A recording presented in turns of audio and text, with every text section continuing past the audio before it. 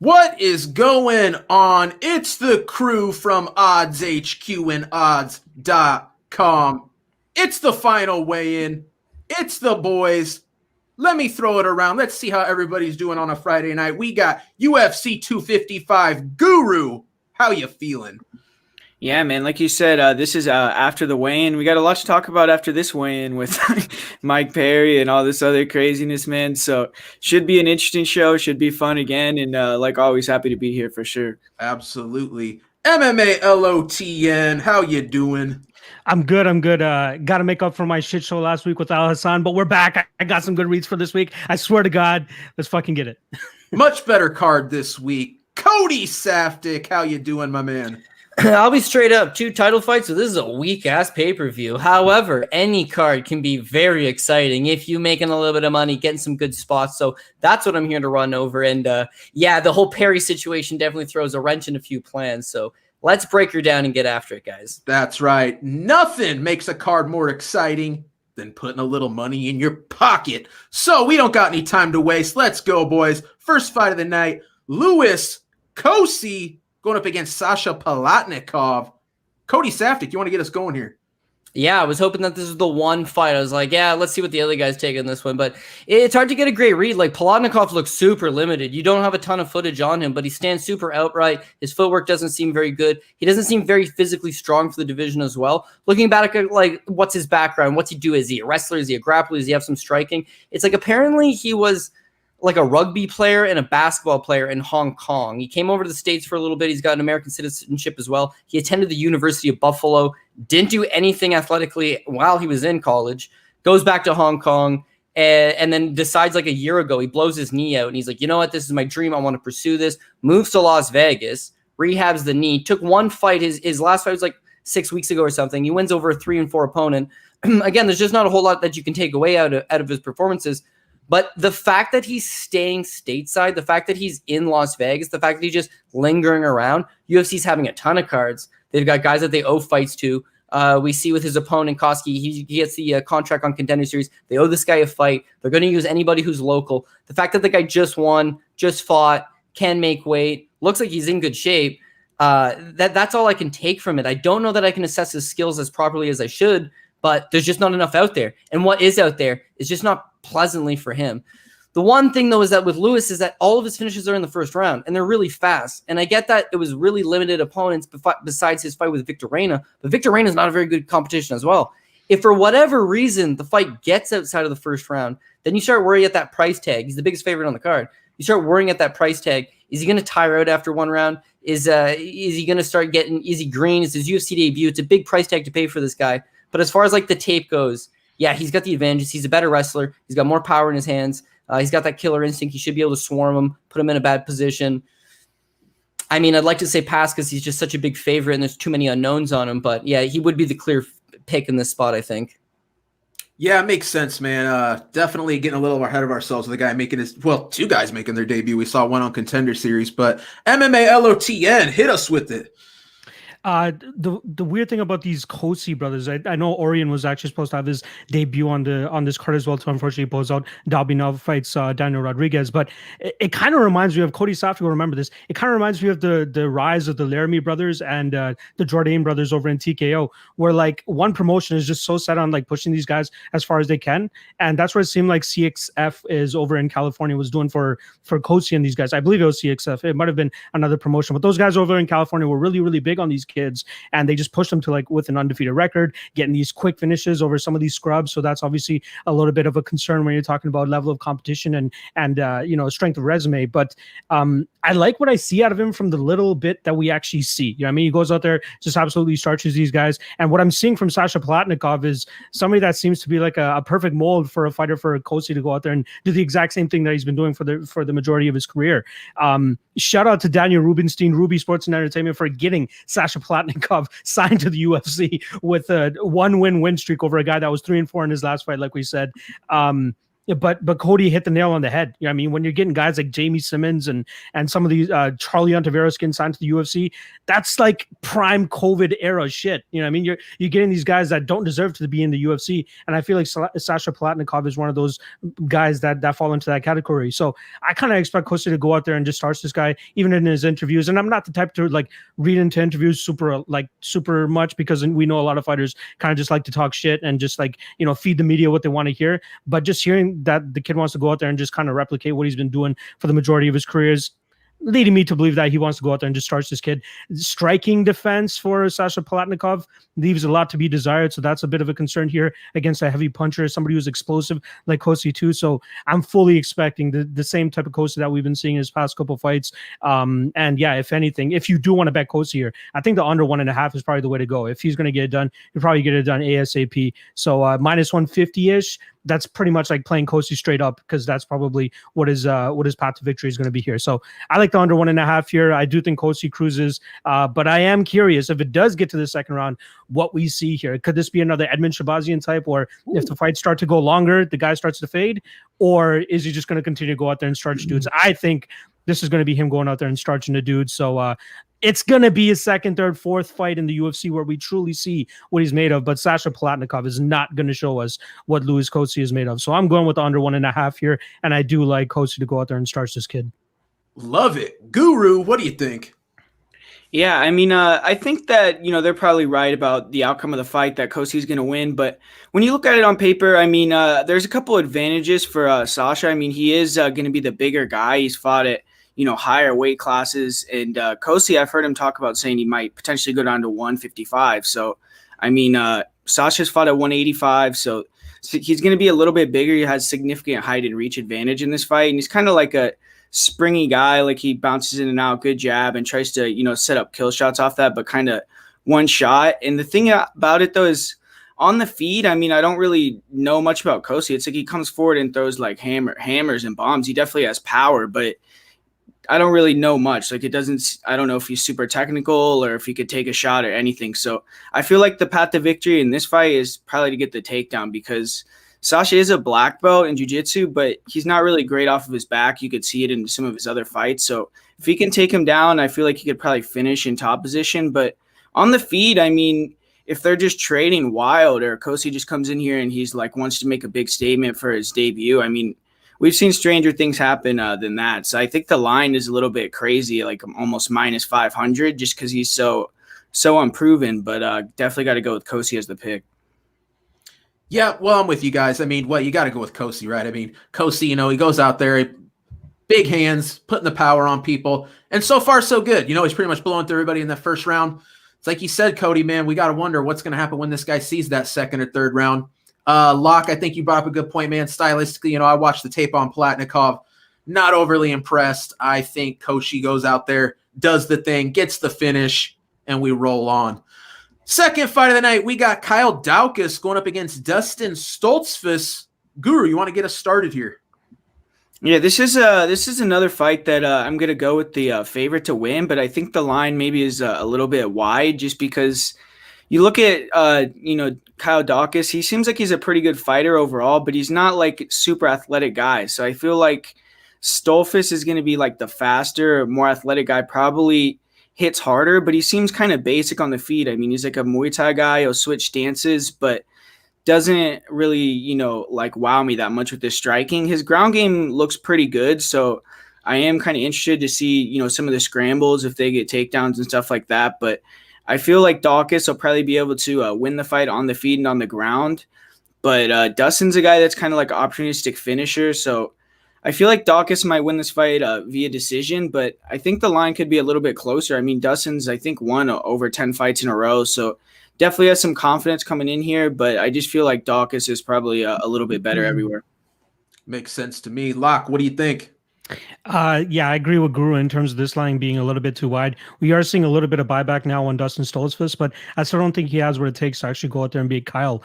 I think there's a ton of recency bias with Kyle, even though he's coming off a loss. He looked really good in that third round against Brendan Allen, where he just had his back the entire time. So I think a lot of people are pouring a ton of stock into that. great jiu-jitsu. He has a long, lanky frame, which is so weird. He's able to like get these darts chokes and just throw up these weird type of submissions. Stoltzfus, I'm still trying to get a grasp on this guy. Like, he seems like a calculated striker, just looking for his moments to really explode and land those good shots. His Contender Series fight, I wasn't super impressed. Obviously, leading up to that nasty arm break, I would not suggest anybody go back and watch that. But before that, he got taken down. The Pfeiffer, I believe the guy's name wasn't really doing the most damage from on top, but still got him down, which, if you're backing Kyle Daukaus, that gives you a little bit of confidence in saying, okay, if this guy can get him down, maybe Daukaus can go out there and get this guy down as well too. I'm not keen on playing the -300, -295 on Daukaus here. I wouldn't even mind a stab at the under 2.5. You know what I mean? Like, Daukaus, when he does get the fight into grappling exchanges, he is quite offensive and likes to go for the finish. And I like that about him. But if this is on the feet, the longer this is on the feet, I think the more of a chance that we see Stoltzfus actually pull off an upset here. You could probably land one of his bombs. Daukaus, obviously, definitely not giving him the advantage on the feet. This is a tough one to parlay Daukaus at. You'd feel really shitty if, Stoltzfus actually goes out there and knocks this guy out, and you feel dumb as hell saying, why the hell did I lay -300 on Daukaus here? I think the play here is probably the under 2.5. Like, I can see a finishing scenario from both guys here. I am going to roll with Daukaus, though. I think he gets the submission. But yeah, not the strongest read on this fight, but I do side with Daukaus here. That price is just way too much for me to be like, all right, let's parlay this guy. So once again, I'll go with the under 2.5. I think it's at slight plus money right now. But I do like Daukaus to get the sub. Makes sense to me. Cody Safdie, hit us with it. Yeah, I mean, we all watched Dustin Stoltzfus on the Contender Series, and he comes in against Joseph Pfeiffer, and you know what? He's a 3-1 favorite over Pfeiffer. I like the dog money on Pfeiffer. Pfeiffer goes out. I think he's beating him with his stand-up. Looks pretty good. Gets the takedown. Stoltzfus gets up, reverses, slams him, broken arm, dislocated elbow. What can you do? What could have been? Who knows? But now they're offering you in his UFC debut, and he's coming in as the big underdog. Like, I definitely think the line's off. See, when you guys talk about the recency bias on Kyle Daukaus, I agree 100%. See, some of it is that he looked good against Brandon Allen. Oh man, remember that third round? He was taking him down. He was having his way. He was starting to. Brandon Allen's shown us through his entire run in the UFC, not a second or third round guy. First round, puts it on you. If he takes you out in the first round, good. If he has to go a second round, he's running on fumes. He's got to take you in the early part or he just falls apart. So all of a sudden that Daukaus rally in the third round, all of a sudden Daukaus looking good in the later stages. Didn't look good early against him, no way. But in the later stages, it means something, right? But maybe there's a little bit of hesitancy. But the other bias is that his brother Chris Daukaus is just kicking some serious ass as a heavyweight. So that there's that bias of like, oh man, these guys are doing good. They're growing. They're getting better. You like them. You like them. You like them. Should he be in the favorite in the spot? Yeah, let's bet him as the favorite in the spot. Should he be this kind of favorite in the spot? That I don't know. So if we talk about where are his advantages, okay, let's say he has a striking advantage, and maybe he does. Kyle Daukaus, not like his brother. Kyle Daukaus effectively has 0 wins by knockout. He has 8 wins by submission. Is he going to submit Dustin Stoltzfus? I don't think so. Dustin Stoltzfus is a BJJ black belt, a Team Planet Eater out of Germany under Dean Lister. Like, this guy's grappling is pretty top notch. In fact, he himself is a submission threat. He's got the more versatility, the wrestling advantage. It seems like he's in good shape, came into the weigh-ins good shape, might be able to get this guy down, even though he's German, born in Lancaster, Pennsylvania. Trust me on this one. Everybody in Lancaster knows how to wrestle, bud. I think he's going to be able to go out there and have some spots, and he's such a big underdog that, like, why not have a shot on him? I like a lot of the favorites on this card. I'll be real, but this is a spot where I just think it's not lined appropriately. My other issue is that Kyle Daukaus, I think, is going to struggle a little bit with the cardio. So whereas that the first round, he's going to be competitive. He's going to be big. He's 6'3". He's got some height advantage. He's going to be boxing him up. Second and third round, if Dustin Stoltzfus can tire this guy out and start completing some of those takedowns, he can edge him out. It probably goes to scorecards. Neither of these guys have ever been finished, not knocked out nor submitted. They've only lost one time apiece. But I think down the stretch, it'll go towards Dustin. He'll be able to pick up round 2, pick up round 3. Maybe it's a good live betting situation, depending on if Daukaus comes out hot fire and all starts to fatigue. But yeah, I would take dog or pass on this spot just because the line's, in my opinion, off. Sure. Yeah, and I'm with you guys, man, fully. I'm going to take Daukaus in this one, but yeah, man, way too steep of a line on Daukaus. It wasn't so bad earlier in the week, but with these favorites that open up heavy, sometimes it's not heavy enough. We got a lot of people that really love those chalky spots. Daukaus is that guy this week, one of those guys getting bet up, getting steamed a little bit, getting out of that range where it really makes sense to do anything with, potentially. But I do think Daukaus is the better fighter here, and I expect him to prove that. But man, Stoltzfus, yeah, I think we got a pretty well-rounded guy here. I wouldn't be surprised if Stoltzfus pulls it out. But like I said, give me Daukaus, but getting a little too steep at this point. So we are up to a very intriguing matchup here. We got Alan Jouban going up against Jared Gooden. Locke, do you want to get us started on this one? I saw my man Cody Softic had something to say. Let's get that in before we move on to my bad. Fight. Yeah, no worries. I was just gonna say, if you're not feeling particularly good because the line, you got Kyle Douglas. Again, if this fight is gonna go the distance, neither guy's ever been finished, but because they have so many finishes on their record, I just looked. The fight 2 goes the distance is -115, but beyond that, fight to start round 3 is -160. That's probably not a bad play either. They both have some durability. They've been finishing a lot of low level guys. That matched up together probably gets a couple rounds in anyways. But anyways, yeah, sorry, move on. Good to go. Go ahead, Locke. Yeah, sorry. What fight were we on? Because we're jumping all over the place. Alan Jouban going up against Gooden. Night Train Gooden obviously making his debut. I believe he was supposed to step in on short notice against somebody else and then got hurt himself. Pretty much just sealed himself a ticket to the UFC without actually having to take a fight. But now here he is against Jouban, who's himself, I believe, is coming off close to a 2-year layoff now. People have been talking about how this guy's a little bit chinny and he's had, I believe, 2 KO losses on his record now. But I believe it's been a long time since we've actually seen him finished. He looks smooth on the feet. He is hittable, so that's something that he's going to have to worry about. But on the flip side with Jared Gooden, I'm not super impressed with what I'm seeing from him. He seems more so like a 1 to 1.5 round fighter. His gas tank looks very, very skeptical.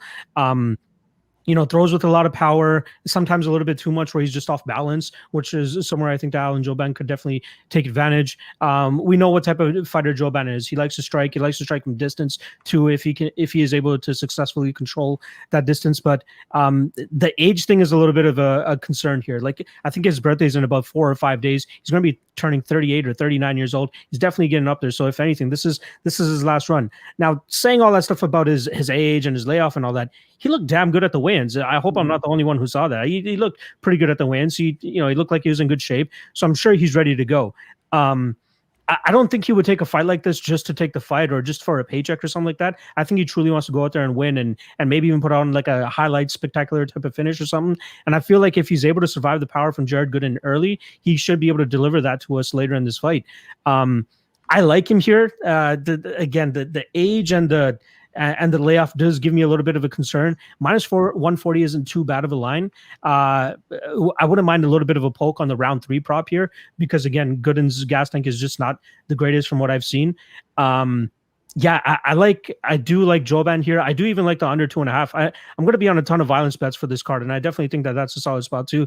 That's -120 right now, and then Jouban inside round 3, I believe, is plus 1100. So a little bit of a sprinkle there isn't too bad. But yeah, I think Jouban is the cleaner fighter. As long as he can survive that early onslaught from Jared Gooden, I definitely think he can go out there and finish this kid. Very sketchy record from Gooden too, ever since his last loss to Bruno Oliveira. That's something to keep an eye on. I think he was just trying to stay busy as much as he can, even though if it's a fighter that he's fighting, he's 3-14, I believe one of his last fights was. But yeah, I do like Jouban here. I think he's a cleaner, crisper striker. As long as he can avoid that power in the early parts of this fight, I think he should be good to go for the rest of the fight. But I do like that round 3 prop on Jouban, and I do like the under 2.5 as well. So I'll go with Jouban. But yeah, that's the spot that I'm leaning here. I like it. Guru, what do you think? Yeah, man, I'm not super interested in this fight in terms of a bet or anything because I just don't have a good read on it at all. But should be a good fight. I mean, maybe you could bet the under 2.5 or the fight doesn't go the decision like Lock of the Night was saying, because both these guys I do feel kind of have durability issues. I mean, we've seen Jared Gooden get brutally knocked out by Bruno Oliveira, and I've seen him get hurt in multiple fights against guys that didn't really have great records. So I don't know. It seems like he maybe is a slow starter, and he's a guy that he does a lot of taunting, messing around in the cage, trying to, maybe try to get brawls. And he seems like he has decent boxing.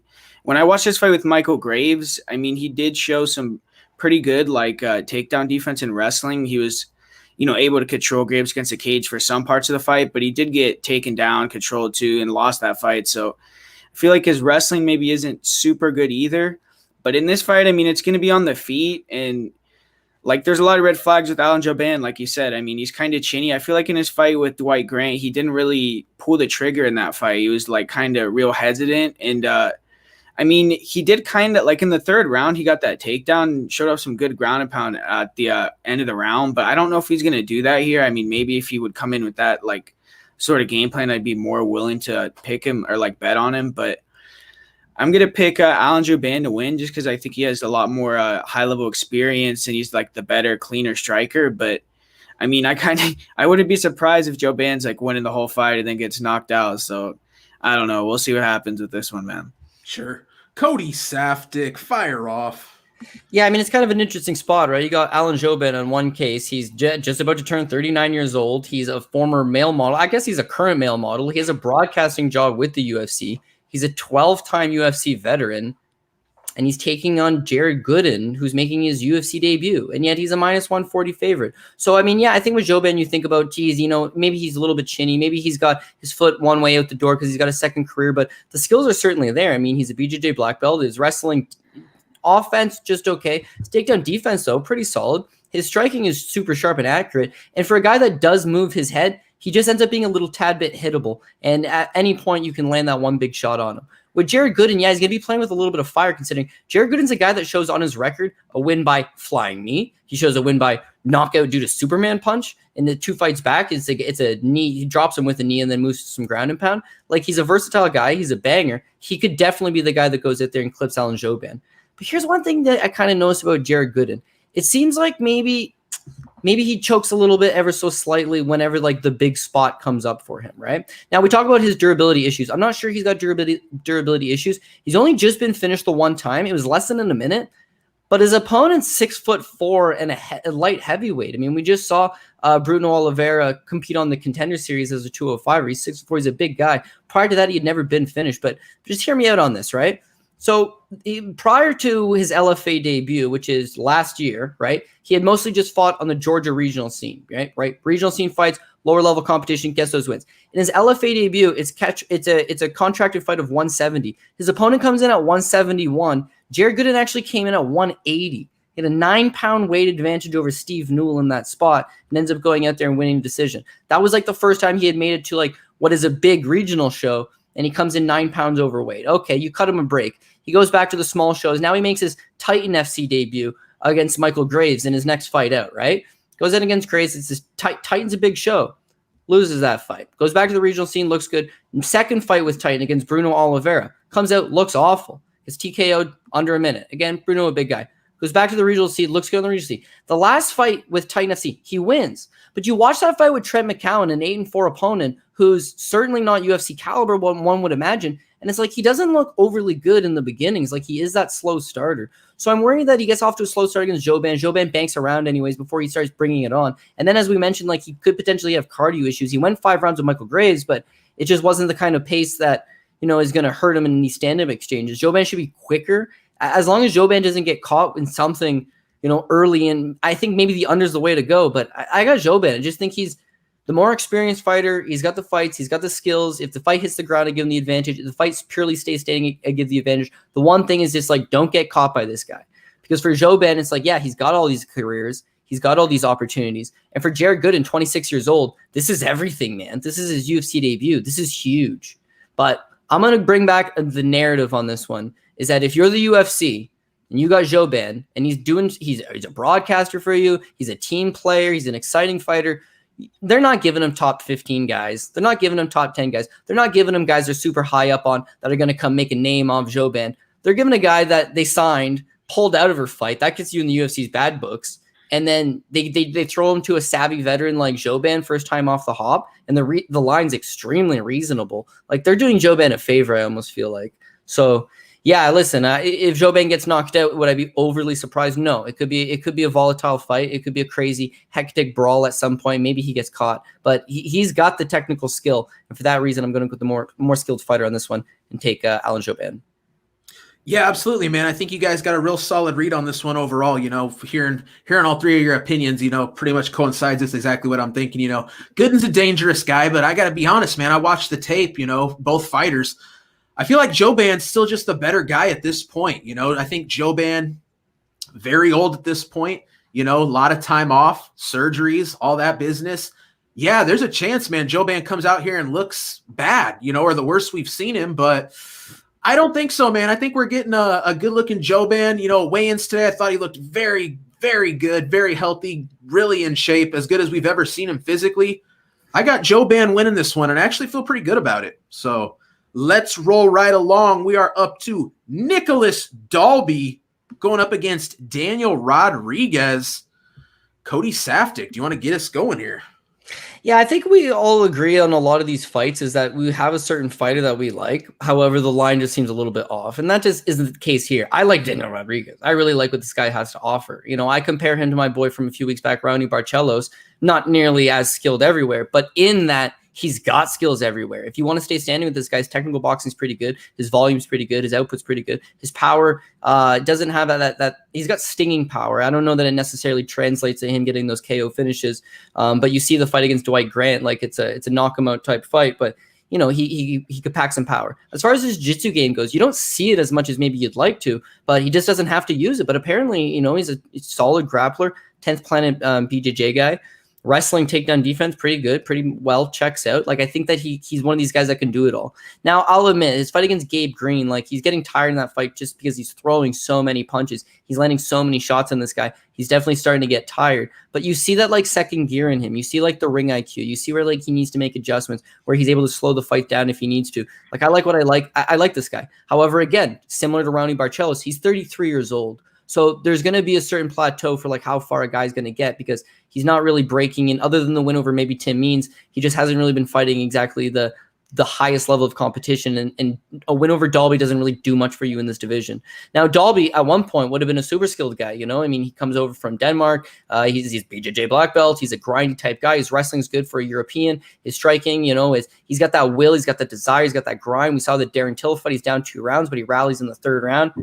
After Till breaks his clavicle. But he's got that willingness. But it's like after he got cut because of the alcoholism and the losing streak, and you see him in fighting for Cage Warriors, like he's lost his step. Now to come back at age 36, it just doesn't look like he's the same guy he was before. You see that fight with Jesse Ronson. Jesse Ronson, shout out to me and Franchise's Canadian boy. Yeah, like he was 1-3 as a welterweight and hadn't shown any type of like power as a 170 pounder. Takes the fight on short notice, is previously 0-3 in the UFC, and just goes out there and knocks him out that one big shot. So that was a fight that he had a big size advantage over, and he got caught. Whatever, it is what it is. But to come in against Rodriguez, now he's actually the younger man. You know, if I'm worried that he's 33, no, he's 3 years younger than Dalby. He's in much better shape. As far as size goes, like Dalby's really going to have to get this guy down and grind him. Like if he can't get him down, he's just going to be eating shots from the outside. I don't know that one, he can stand up to those, or two, that it's going to go in his favor if it goes to the scorecards after he absorbs 100 significant strikes. And then the last thing, it's just like crazy that the UFC on Fight Pass, they just released, they do those fight lores, they're all pretty good. They just released the Evan Tanner fight lore. That's crazy. Like Evan Tanner tried to have a second go at the UFC when he was 36 and a former alcoholic, and it didn't go good. And you watch the Power of One, the documentary on Evan Tanner, you watch Fight Lore, doesn't nearly, it scratches the surface, I suppose. It's like his body was fucked, man. Like the booze just takes its toll on you. Now you're coming back and you're trying to compete at a high level. Like you're a step behind. And I don't want to believe that's the case with Dalby, but he looked a step behind in Jesse Ronson fight. And if that's the case here, it's not going to be good for him. 3-1 on Rodriguez, it's like, yeah, maybe he gets tired. Maybe he gets grinded on. Maybe Dalby finds a way to get to the ground. Like maybe for that price, you'd more lean towards a pass, but I think he tees off on him. And then I'm hesitant on betting a prop on it because like Dalby should be able to take the punishment. But if he doesn't and he flops over, it's like, is it a TKO win for Rodriguez? Is it a decision win for Rodriguez? Like that, I'm not 100% sure. Maybe you guys can talk some sense to me.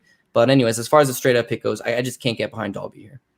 Man, I like it. The throwback to Evan Tanner. I just watched that fight lore last night, Cody, so phenomenal reference. MMA LOTN, hit us with it. Man, I gotta agree with Saftik here in terms of the line being a little bit too wide.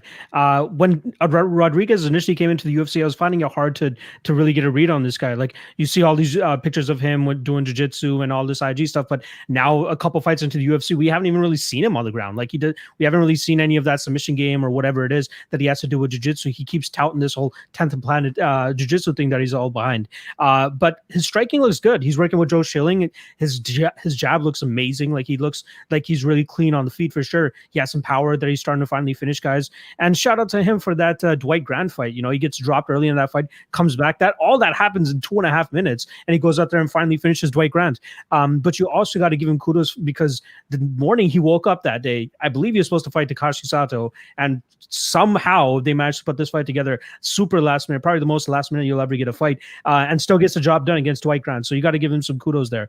I do like Daniel Rodriguez here. One thing to note about Nicolas Dalby, in his 6 UFC fights, he's been knocked down 4 times. So yeah, he hasn't been finished all that much, but he does get knocked down quite often. I feel like Daniel Rodriguez could absolutely find that shot to drop Dalby. Now, is he going to finish him? That's a different story. I'm not sure if he'll be able to truly get him out there. But yeah, I do like Daniel Rodriguez here. I think he could definitely get it done. Dalby, he has that potential to probably go out there and grind it, like Cody said too, right? Like that's something that he likes to focus his game on, is just grinding on dudes, taking them down, kind of like what he did to Alex Oliveira too. I don't know if he's going to be able to do that. And a part of me hopes that he actually is successful in doing that in the first round, just so that we can see what Daniel Rodriguez truly has off of his back. Like, I do want to see that jiu-jitsu game from him. I do want to see that grappling game from him, if it's even there at all. Maybe it's just a IG stunt that he's pulling, like a IG model or something like that. But I truly want to see what he has to give off of his back. And man, shout out to Cody for bringing up the Score Fighting Series. Shout out to Brendan Fife too. Those are the good old days. I miss having fights down there in Hamilton at the Hamilton Place Theater. That was, goddamn, that was a great time up here in Ontario. But yeah, Jesse Ronson was definitely one of those main guys for us that we were trying to build to finally get to the UFC. And it took a crazy fight for him against Ryan Healy, where he head kicked him 3 times in a row. Yet Ryan Healy would not drop, and he finally gets signed to the UFC after that, and then goes on that tumultuous run. But we are talking about Nicolas Dalby and Daniel Rodriguez, and yeah, I think Rodriguez has more tools on the feet to get it done. I don't think that Dalby will be successful in taking this to the ground time and time again. Maybe he has some success in that third round if it reaches there, but I feel like Daniel Rodriguez is just going to paint a picture on his face. Beautiful striking, potentially drop him and maybe finish him. So yeah, I feel like I'll be leaning Rodriguez via finish. I believe it's set at over under 1.5. I'm not 100% sure if the under is the way to go with the 1.5. If it was 2.5, I'd be a little bit more into it, but 1.5 gives me a little bit of skepticism. But I do like Rodriguez here. -310 is a little bit wide for me, but maybe Rodriguez inside the distance. Maybe that's something that people can look at. But yeah, I feel like the durability and the endurance for Dalby is just on the decline, and this is a very tough matchup for him now to try to get back on the winning track. And I think Daniel Rodriguez definitely rolls here. So I'll go with him to win this fight via finish. I couldn't agree more. Guru, what do you think? Yeah, this is, I feel like a good fight for Daniel Rodriguez. I mean, there's a few things also that about Nicolas Dalby that I think maybe the reason why the line is so wide. I mean, like you guys said, he's 36. His durability is kind of getting put into question now. His last fight was the first time he ever got finished in his career, and it was only like 2 or 3 months ago. It wasn't that long ago that, I mean, both guys actually, when you think about it, took a lot of damage in their last fight. It really wasn't that long ago, but and also this is his first fight in the United States for Nicolas Dalby. Even though he has all this experience, I mean, throughout his career, he's never came over fought in the U.S. before. And he's at 2-4 record against Southpaws in his career. So this is going to be a Southpaw versus Southpaw matchup too. It seems like he struggles with that lead hook when he fights Southpaws. I mean, I watched a couple of his fights with that, and he got dropped with the lead hook. So I could see Rodriguez dropping him. And Rodriguez hasn't really showed a lot of his jiu-jitsu, but he did hurt and then get Tim Means with that guillotine. So he's shown a little bit like he could rock you and then finish with the submission. So at least he showed that in the past. And I do think like Dalby, his path to victory is probably going to be from, grappling, getting takedowns, but we don't really know that much about D-Rod's takedown defense, anything like that. I feel like it'll hold up in this one, and Dalby doesn't really have the greatest takedown defense himself. So I feel like potentially D-Rod could even win some scrambles or get some takedowns too. So I got to go with the younger guy here that's, doing good this year. I think he's already 3-0 in 2020. So I got to go with D-Rod in this one. Yeah, but I tell you what, Guru, I loved that southpaw statistic you brought up, man. That's super telling in this matchup. And I got to tell you, even not knowing that, I really love D-Rod in this spot, man. I think it's over for Dalby. Cody, you touched on the age, the alcoholism. I think that's coming into play here. For me, I feel like D-Rod all day in this spot. I feel like he's had tougher matchups. Man, there's just something about this fight, honestly, when I think about it. D-Rod, he's a heavy favorite, but, man, I'm just very confident in him. I think he gets it done. LOTN, you got something you want to throw on top? Shout out to D-Rod. Every single fight this guy comes in with some new ink on his body. It's like he's trying to get the UFC to pay for a full body tattoo at this point in time. Every single fight, the guy has some new ink on him. But yeah, he's trying to cash those performance of the night's checks, and I'm expecting him to go out there and do the same thing against Dalby here and potentially take home another 50 G's for himself. Another 50 G's for the body sleeve. There you go. Yeah, man, I like it. All right, let's keep her rolling here. We are up to an interesting one. Antonina Shevchenko going up against Ariane Lipski. Guru, can you get us going?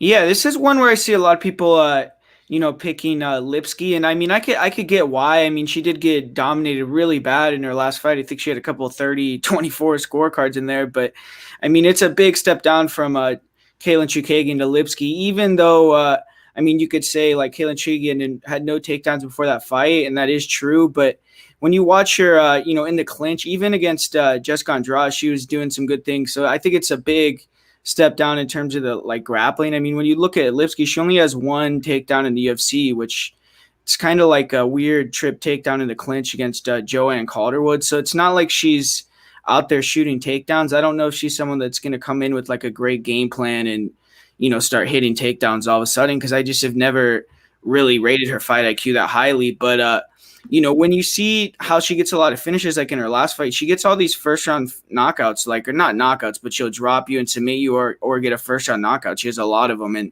I mean, it's possible that she could, Shevchenko's shown kind of a questionable chin, I would say, a little bit, like where she's gotten rocked in past fights. But I just feel on the feet, she's just a lot more accurate, the better striker. And I think that's kind of where the fight's going to play out at. So I'm actually going to go with Shevchenko in this one.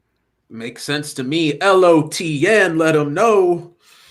Yeah, I think the Shevchenko sisters are going 2-0 tonight, or tomorrow night, I should say. I feel like she's just a little bit more refined on the feet than Lipski. I'm seeing a lot of love for Lipski at that plus 130, plus 140 range. And I don't know how you can really draw that conclusion like after beating a girl like Luana Carolina. And I was even surprised in that fight that the line was as close as it was because, Carolina, like, come on, guys, come on. Like, she goes out there and beats Priscilla Cachoeira and people think that she's freaking amazing now, right? I saw an IG video of her struggling to do push-ups before that fight against Ariane Lipski, and people are telling me that she's going to go out there and beat her. So, I do like Shevchenko here. I think she will have the better of the striking exchanges. Lipski just... I had so much hype and potential and high hopes for her coming into the UFC, and then she goes out there and drops a fight to Joanne Calderwood, and then after that she loses to, I believe it was Meatball Molly. Yep. I mean, if you're losing to Meatball Molly out here, let's back it up a little bit. You know what I mean? Now going up against Shevchenko, I think people are banking on Lipski to go out there and try to, Chookagian Shevchenko here. You know what I mean? Try to take her down and just like, pull off another knee bar or some shit like that. I don't think that's going to happen. I think this is mainly going to be a stand-up fight.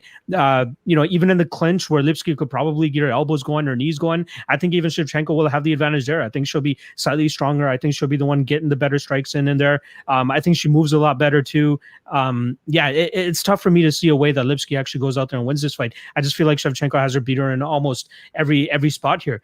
Now, if Lipski goes out there and actually Chookagians her, I will be legitimately surprised because I think that's the only way she actually gets the W here. I'm high-ish on Shevchenko. Not as bullish on Lipski for sure. But yeah, I do like Shevchenko to win this fight. I think she gets it done via decision. If anybody wants to just play it on the safe side, I think the over 2.5 is a spot here. Even though we got the Queen of Violence coming into this fight, she's been far from that in this UFC stint that she's had. So I'll go with the over 2.5 as chalky as it is. But I don't see either of them getting a finish. I think it's going to be more so a technical striking battle, more so in favor of Antonina. So I'll go with Shevchenko to win this fight via decision. I think you're seeing it exactly how I'm seeing it. Cody Safdie, how are you seeing it? Yeah, how I'm seeing it is it's going to look like a sparring session. Both of these girls are going to stand at range. They're just going to trade, technical Muay Thai. And ultimately, I think Shevchenko's got the better output. One thing I noticed with Lipski is that you can go back to the Calderwood fights. Like, she's just getting doubled up on strikes. But you know what? It's Calderwood, so you give her a pass. You go to the Molly McCann fights, like, she's getting doubled up on strikes. She's getting out hustled. She's getting taken down. Okay, that's fine. Then she fights like that Isabel Padua. And it's like she 10-8s her in the second round, but can't finish her. In the third round, it's like she's getting taken down. She gives up 2 takedowns in that fight. There's something with her output as well. It's like even though she scores a knockdown, scores a 10-8 in the second round, it's like she's not pounding you. She's not going with that 30, 40, 50, 60, 70 significant strikes landed. There's just not enough. So for her to knock out Shevchenko, it's like good luck. For her to submit Shevchenko, she got to get the fight to the ground, which like she's just shown no propensity to do. The knee bar against Carolina, come on. My boy Locke basically nailed it 100%. It's like Luana Carolina should have been there in that first place. That knee bar setup, it's like, oh no, this is not going down. And it did go down. Not going to happen against Shevchenko. The one thing that actually does make me just like the ever so slightest bit hesitant, I think you hit the over. I think whoever side you do end up taking, whether it be Lipski or Shevchenko, you take that fighter to win by decision. You get that best value that you can on it. But one thing I'll admit is that last week, I told you guys I did not think Alex Moreno was going to go out there and shoot, let alone complete takedowns, just because he just didn't do it. You know, he had 10 fights in the UFC and he had never completed one single takedown. He goes against Reese McKee. And at one point I was like, is that Alex Moreno or is that Jordan Burroughs? Because he's just like running a wrestling clinic on this guy. Like, come on. Now, it was an obvious path to victory. It's just you didn't trust his ring IQ to actually go for it. With Lipski, surely you got to realize, like, okay, she's a Shevchenko. Regardless that she's the 35-year-old older sister, lesser talented sister, is like standing up and striking with her in Las Vegas in a small cage, trying to get a decision in a close fight. She's going to have more volume. I'm not knocking her out. Tough way to win a fight. Take this girl down is my path to victory. It's whether you think Lipski's got enough ring IQ to actually pursue that. And yeah, the last thing is that Katlyn Chookagian absolutely dominated her in the grappling. But Katlyn Chookagian's a brown belt. She trains at a really good gym. You know, she spent a lot of time working on her grappling. She's got much better speed than Lipski.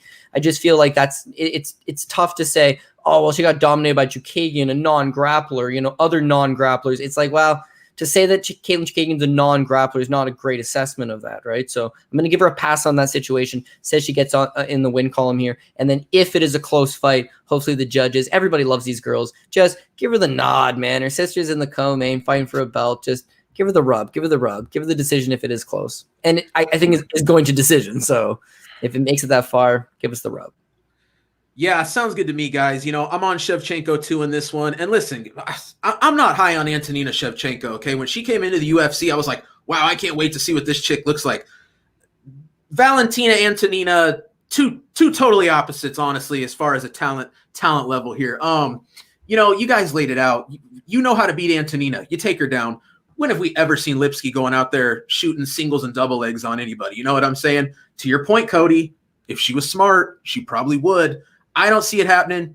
I see it being a stand-up fight. When you look at the significant strike statistics for both fighter, you know, Lipski's at a deficit. She's absorbing more than she's outputting, right? When you look at Antonina, there's a big gap. She's absolutely the far better defensive striker. She's absorbing far less, and her output's far more. When I look at that, I feel like, you know, mathematically speaking, it's pure advantage Antonina. I got Antonina Shevchenko in this one. Not in love with it, but just got to do it. I tell you what, boys, here we go. Pure violence. Joaquin Buckley going up against Jordan Wright. I think we might see something flashy here. Lock of the night. Can you get us started? All right. I feel like I'm going to be on an island with this one, and you guys know what's coming. I'm gonna have to back my guy Beverly Hills Ninja here, and I got to lay out a little bit of, you know, fine print writing first. I'm hoping that Fluffy Hernandez fight, you know, that chin issue, possible durability issue, was more of an anomaly. Now, obviously, you got to take that with a grain of salt, just because that was however many fights ago, right? 3 or 4 fights ago now for him. I like his movement. I like, you know, his karate style that he has. He's pretty quick in terms of getting in and out of range. He's going to be the slightly bigger guy here too. He hits like a mother. You know what I mean? That's for sure as well. He has a variety of strikes that he can use as well. And I feel like, you know, obviously that the Ike Villanueva fight isn't like the most it's impressive from the aspect that he was actually able to go out there and do that to him. But obviously he's going to go out there and do that to him. Like Ike Villanueva, nowhere near physically the same as him. You know what I mean? Doesn't move as quickly as him. Doesn't have as much explosiveness. The guy can just fucking take a punch. That's pretty much it. The Gabriel Checo fight, he looked decent in that fight, but again, Checo's not really known to be a striker. So he goes out there and absolutely demolishes him on the feet. Gets the second round finish, I believe it was.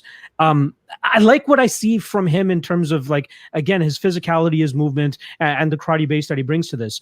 Now we all know what the hell is up with Joaquin Buckley, I should say. You know, he likes to throw power punches, likes to throw hooks, is a little bit explosive himself too. But I just, it's hard for me to believe that this line would be as high as it is if he didn't get that KO the way way that he did. I feel like if he just went out there and 30-27 Impact Kazanganai or something like that, it probably would have been closer to like -170 to -200 or something like that. Maybe a little bit shorter than that too. I feel like this is closer, to like a -140, -150 for Joaquin Buckley compared to what the crazy number is at right now. I gotta give the slight value advantage to my guy Jordan Wright here. Now, again, I started off this breakdown by saying it all depends on his durability and if he can actually take a punch, because as good as his movement is inside and out, this is MMA. You're going to get hit with a shot at least once or twice, maybe even 5 times or something like that before you possibly get that KO finish or that finishing punch or strike, whatever it is. So I'm hoping, I'm banking on him to be able to eat that 1 or 2 shots. Because to me, Buckley looks like that guy that does well against guys that are willing to trade in the fire with him, that want to stand there in the pocket and willing to exchange. We saw in the Kevin Holland fight, he was throwing bombs in that fight, but Kevin Holland was doing a good job of kind of like rolling with the shots, getting out of the way. That's kind of what I'm hoping Jordan Wright's able to do here, is get his shots off, get out of the way. Get his shots off, get out of the way. But again, it's inevitable that he's going to eat a shot. So it comes down to his durability. If his durability holds up, I think he's going to look like the favorite in this fight. I think as a more well-rounded striker with more weapons in his arsenal compared to just the winging hooks of Joaquin Buckley just throwing those big bombs, I feel like he'll look like the much better fighter. But that's why he's the -2 whatever favorite he's at right now. Personally, I put a bet on him at plus 215, I believe it was. I thought there was a little bit of value there for me to at least part with a little bit of money to see if I'm right here.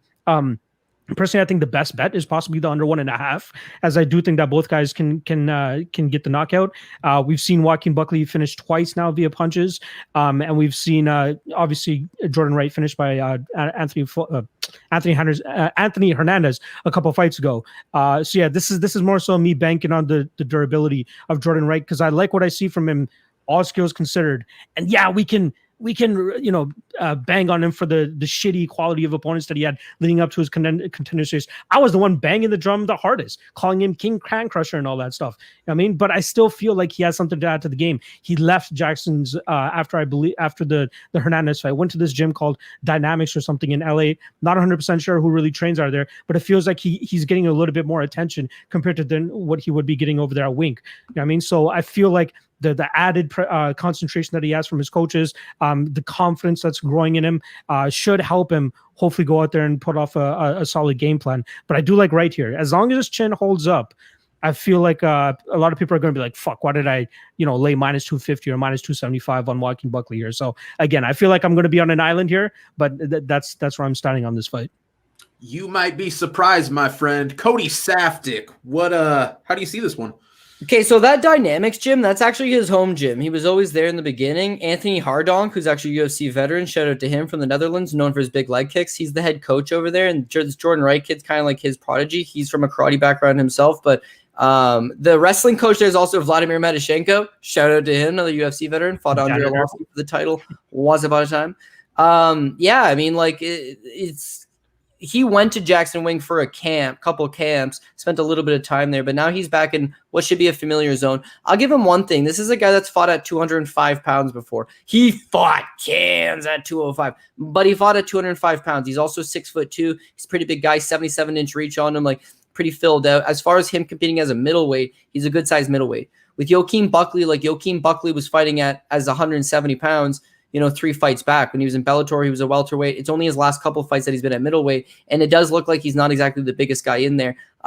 Them pecs is as big as they're gonna get. But at 5'10", he's just like not the biggest statured 185 pounder. He makes that work for him in ways. I mean, you see him go against Kevin Holland. Kevin Holland's an anomaly, right? He's 6'3". He's taller than Jordan Wright. He's got an 81-inch reach. Yeah, Buckley's able to cut that distance down. He's able to track him down. He's able to land some heaters. Holland rolls with them. Holland rolls with a lot of those punches. Defensively, he's proven to be sound.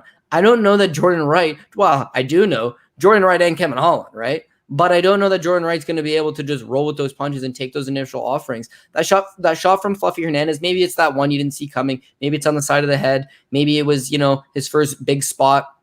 And he got a little bit, camera shy. Like, who knows what it could have been. But it's like a half punch cripples him over. Joaquin Buckley doesn't even throw half punches, which is why he's tired 7.5 minutes into the fight. He just throws heat. Now, the Kasanganay fight, I thought that Kasanganay, even though that he's super green and he's still has a long ways to learn. Like, I figured that he's the better athlete, Defensively, he's sound enough to stay out of range, and he should just have the better cardio, take him into some deeper waters, win a decision. Like, Buckley wasn't playing, man. It's not only that it's a highlight reel KO, it's that he pretty much wins every exchange in that fight leading up to the highlight reel KO. He's coming forward. He's coming at him. The Holland fight, he's on short notice in the Holland fight, and he puts that kind of pace on. And even though he's huffing and puffing, and you can hear it on the mics, and it's laughable because there's no crowd there, it's like he doesn't quit, man. He's like a dog on a bone. He just keeps coming after you, and that's not good for Wright, because Wright's like Consanganai. He's green. He's 29. He's not super young, but like he's still got a ways to go to learn and improve. And giving him a guy that's just going to come at him junkyard dog style is not the way to go about it, I don't think. But going back to that size thing, right? Buckley, former welterweight, he weighs in today at 182.5. Like, that's kind of concerning because not only is he taking on a full size middleweight, again, it's a guy that fought at 205. But I honestly think that you're going to see that Wright's going to have maybe a slight speed advantage from the outside. He's going to bob in and out because he's got that karate background and because he's got the 1-inch reach advantage. Maybe he touches him up a little bit, but at some point, I think that Buckley's going to stand into the pocket, bite down on that mouthpiece, and clock him with one, and that's going to topple him over. So I feel like I'm going to go with Joaquin Buckley. Feels like inside the distance, feels like a stoppage, but for the UFC, it's like, hey man, this guy just had a highlight reel KO. Like, let's give him an opponent that he could go out and have another sweet performance against, have another good, never going to knock out another guy like that ever again. But they're giving him a good rub here, a good favorable matchup. So yeah, I think I'm going to take Joaquin Buckley. Sure. Guru, what do you think? Yeah, I mean, I'm more on the Cody side on this one. I feel like just in terms of Jordan Wright, I just am not sold. Like, if he gets backed up, I don't know if he's going to have the composure to stay in the fight, even after like one or two flurries. I mean, we've at least seen Buckley, be in there with a lot higher level competition. Like, I think probably the best guy that Jordan Wright's ever been in there with. I mean, I guess Checo or Ike Villanueva, you could take your pick, but I mean, I feel like, if you look even at Joaquin Buckley's opponents in Bellator, he fought some decent guys like Vinicius De Jesus. He won the LFA belt. He fought Logan Storley, who just went to a split decision with Yaroslav Amosov. And so, I mean, he's definitely been like testing himself for a lot longer. And I just feel like that Holland fight, it gave confidence that he's going to be able to get inside of the reach of Wright. If he doesn't early on, I mean, Wright is he's kind of weird in a way where he can like land those spinning kicks like in the first 10 seconds of the fight, like in like these real nice pull counters. So I mean, it's always possible he is the bigger guy that he could catch Buckley coming in with a straight like Holland did or a kick and knock him out. But I just feel like Buckley's going to be able to close the distance, back him up to the cage and probably take him out in the first round. So I think this fight, under 1.5 rounds though, I don't really see it going over. So I kind of like that. Yeah, I'm with you there, man. I definitely don't see this fight going to the distance. Like, when you look at this matchup, both guys coming off of pretty flashy fights. Buckley, perhaps the flashiest fight. Great KO. We're going to be seeing that. We'll all be 60, 70 years old watching back on some, ultimate knockouts going, the Buckley KO, right? I mean, phenomenal stuff. But, Jordan Wright, listen, I think he's a guy, he's got some good skills, I actually picked him to beat Ike Villanueva in his UFC debut. A lot of people told me, man, you're crazy taking this Wright guy. Fluffy Hernandez hit him with some shots and he folded like a beach chair. So I get it. And I am concerned that, perhaps Buckley goes in there and hits him with some massive, ferocious bombs and either puts him out or he does just give up and fold over, and go down. But, I tell you what, lock of the night, I'm with you, man. I have plus 200 Jordan Wright. I think I'm willing to take the shot on him. I'm going to pick him to win. I don't have a bet or anything on him yet, but this is one I'm going to be watching, boys. I'm going to have the phone in hand, refreshed, ready to go. As soon as I feel like I might be able to see someone getting an advantage, might live bet it, but honestly, I feel like an under of some sort, fight does not go the distance. Probably the safest play here. Go ahead, Cody. Yeah, last thing I want to throw in, just to use your own words against you, my boy, just use your own words against you. You said, do not bet these guys that fought for Alaska FC. Don't bet them. Jordan Wright, 2-time veteran of the very famous Alaskan FC. But anyways, right, if you didn't know, if you weren't capping, you didn't know anything about it, and I told you, I said, listen, one guy, he's 29 years old. He's second fight in the UFC. Well, what's he done? Biggest career wins over Ike Villanueva. Okay, he's 29, career win over Ike Villanueva. Fought anybody else? No. Okay, well, what about the other guy? 26 years old. What's he done? He's beaten Vinicius de Jesus, the LFA champion. He went to decision with Logan Storley. He took a short notice fight with Kevin Holland and put it on him as a huge underdog and, gave a great account of himself and then scored the greatest KO of all time. He's 26, by the way. Did I mention that? 3 years younger, way ahead in his MMA career, fought way better guys, showing a way better account of himself. Fuck it, let's take Wright. Like, I just can't get behind that. Alaska FC, baby. The curse is real. So I'll leave it at that. Lock, go. It's fire away, Lock. I think the one time that we did talk about Alaska FC was the Victor Rodriguez guy that came in and got starched by who did Rodriguez just lose to? God damn. The kid from Contender Series, Yanes, Adrian Yanez, goes out there and absolutely starches this guy. I believe that was the last time we talked about Alaska FC. But Victor Rodriguez struggled against those guys in Alaska FC. Jordan Wright goes in there and starches these guys. So, I get it. Level of competition leading up to the UFC, obviously, you got to give the advantage to Buckley. Logan Storley is a tough SOB for sure. So to go to a decision against a guy like that, very, very big props. And even Vinicius de Jesus. But we'll see if this is probably the coming out party for our Beverly Hills Ninja. But we'll see. I'll take the plus 210 for sure. Boy, I tell you what, man, Cody, Alaska FC is not going to be too happy with you, but it's all right. They'll get by, I think. All right. We are up to the last prelim on this prelim card. We got Brandon Moreno going up against Brandon Royval. Guru, I believe you were up to the plate on this one.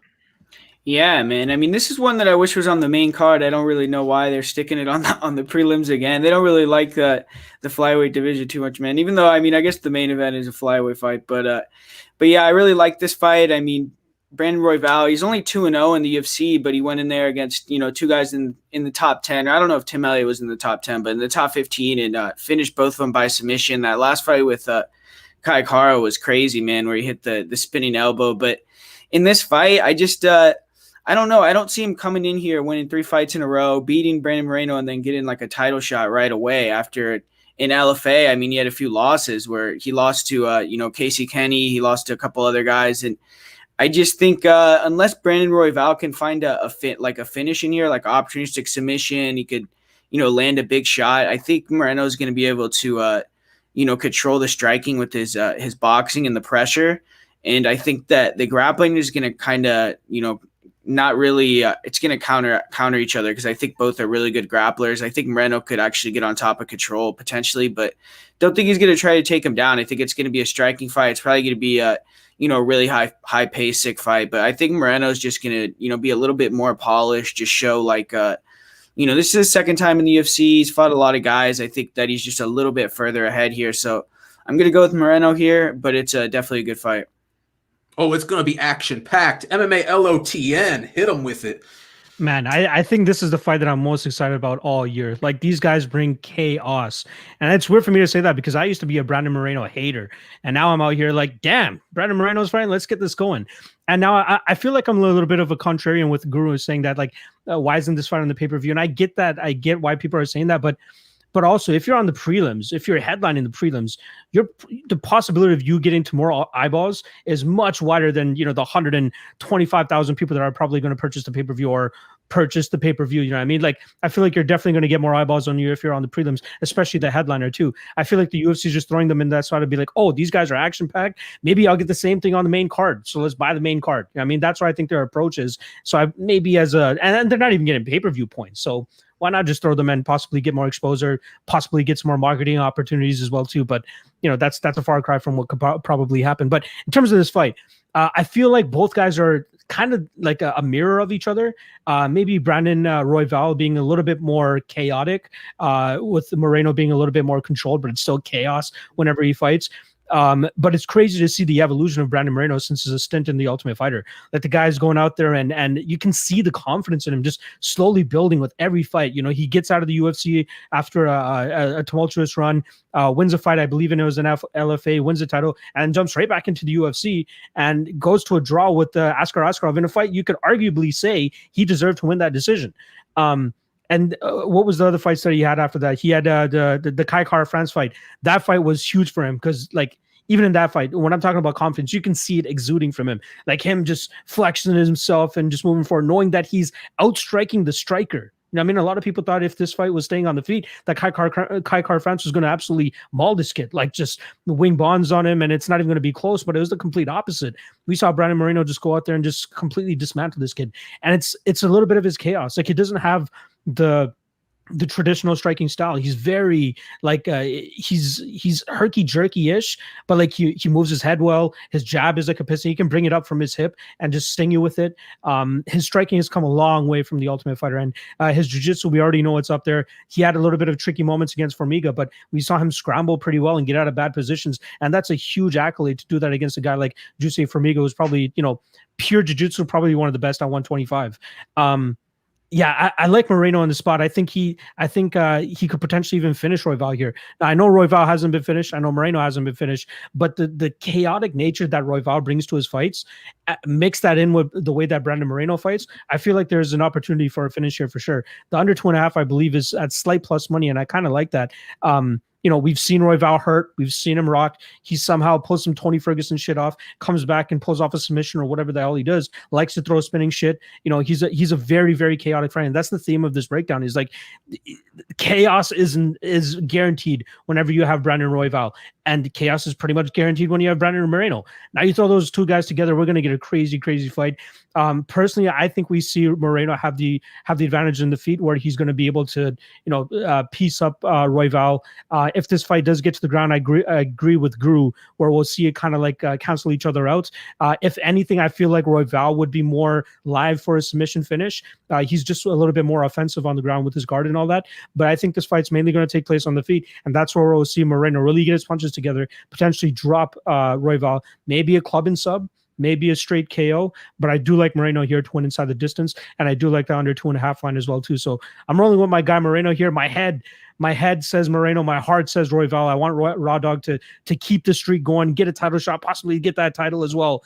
But I think this is a tough task for him to overcome, and on somewhat short notice. Like, this is going to be his third fight in however many months. Like, the guy just got signed to the UFC, and now he's just getting fed to the top dogs. So I think this one might be too much for him to chew at, or bite off too much that he can chew at this moment. I absolutely butchered that phrase, but you guys know what the fuck I'm talking about. I do like Moreno here to win by finish. I would say either second or third round finish, but yeah, this fight is bonkers. I can't wait for it. Oh, it's going to be a good one. Cody Saftik, how do you feel about it? Yeah, honestly, it's a really good fight. I'm going to actually lean towards Guru with I'd put this fight on the main card, just because if you sat 10 of the smartest guys in the room and said, what do you think fight of the night's going to be? Like, surely this fight comes up on a lot of those lists. Like, it's probably going to be guaranteed. Now you're trying to convince people to spend $60 for good fights. Well, they want to watch good fights, and this is going to be a good fight. Could they have put something else as the featured prelim? Like, yeah, when you look at this card, you got the Lewis fight's going to be a stomp, but whatever. If you're just trying to sell people on some action, that's a stomp. But Jouban versus Jared Gooden, that's going to be sick. Dalby versus Rodriguez, that's going to be sick. Buckley versus Jordan Wright, come on. That's the prelims. Now you're going to give me this on the prelims. Okay, now I want to spend my money. Well, what are you going to give me for the money side of it? Shogun Paul Craig, like, no, fuck that. Like, what else you got? Katlyn Chookagian, it's like, I'm paying for this? Like, what else you got? I'll pay Perry versus Means all day.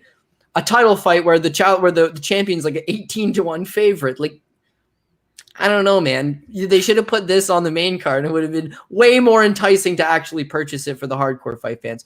But all the same, you got a great fight here in Brandon Moreno and Brandon Royval. It really goes back to what I was saying versus Jordan Wright versus Joaquin Buckley in a sense. You got one guy's actually the younger man, and yet he's just so much further along in his career. See, Brandon Moreno, once upon a time, he was Brandon Royval. He was that kid that just burst onto the scene. He was a plus 385 underdog to Louis Smolka in his UFC debut, sprung that guillotine upset. Everybody likes him. He goes on a win streak. They like him. All of a sudden, he's fighting the best guys in the division. The guy beat Dustin Ortiz. They got him matched up with guys like Pantoja. He loses. He gets cut from the UFC. This is crazy. Takes one fight outside of the UFC.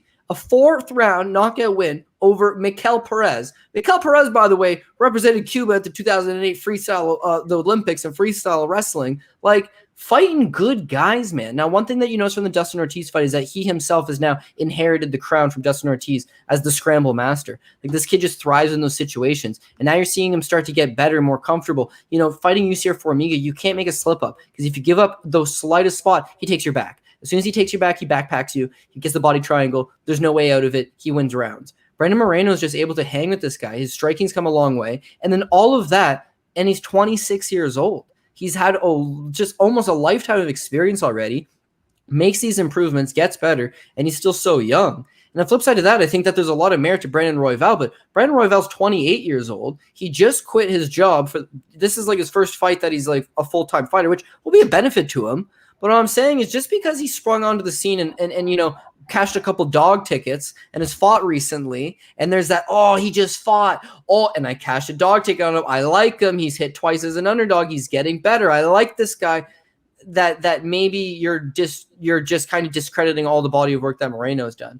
Now, I think that there's, again, a lot of credit to Brandon Royval. I think that he should be the best he's ever been, having a full training camp, you know, being fully focused for this fight. He's also got good scrambles, but his offensive wrestling not good enough to take down Moreno. If he does take down Moreno, he's not going to be able to hold down Moreno. So as far as his striking goes, he's dynamic. He likes to throw spinning techniques, but there's not a ton of volume. And Moreno just marches these guys down and just out punches them, outworks them, outlands them. It's a good fight. It's a close fight. I think it's priced reasonably well, but I got the Brandon Moreno.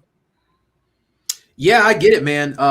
Boy, this fight is going to be a good one, right? You know, Brandon Moreno, when he first busted onto the scene, you know, it's kind of a mixed bag. I didn't know really what to think of this kid. Like you said, Cody, you know, cashed as a dog, then, you know, kind of fizzled out. You know, we kind of saw the holes in his game, ended up leaving the UFC, won a few fights, you know, worked his way back. Hooked up with Dwayne Bane, Ludwig. The kickboxing has looked so much more improved. I mean, went out there and out kickboxed Kaikar France. That's worth noting. That's a pretty good performance. You know what I'm saying? But, man, I got to tell you guys what. I really like this Royval kid. You know, I think he's got some really good grappling, striking, like my man Locke was saying, very chaotic, but at the same time underrated. When have you ever seen someone get rocked, go down to a knee, and then on their way up throw a spinning back elbow and rock the other guy? Like, just pure action, pure chaos.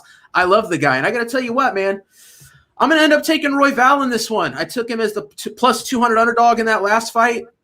Went out there and got it done, albeit very scary, man. His striking defense does leave something to be desired. The guy will eat some shots, and it's a little bit concerning against a guy like Brandon Moreno. But, man, there's just something that tells me Royval, I think he's gonna be able to grapple. I think he's going to be able to take the back of Moreno at some point.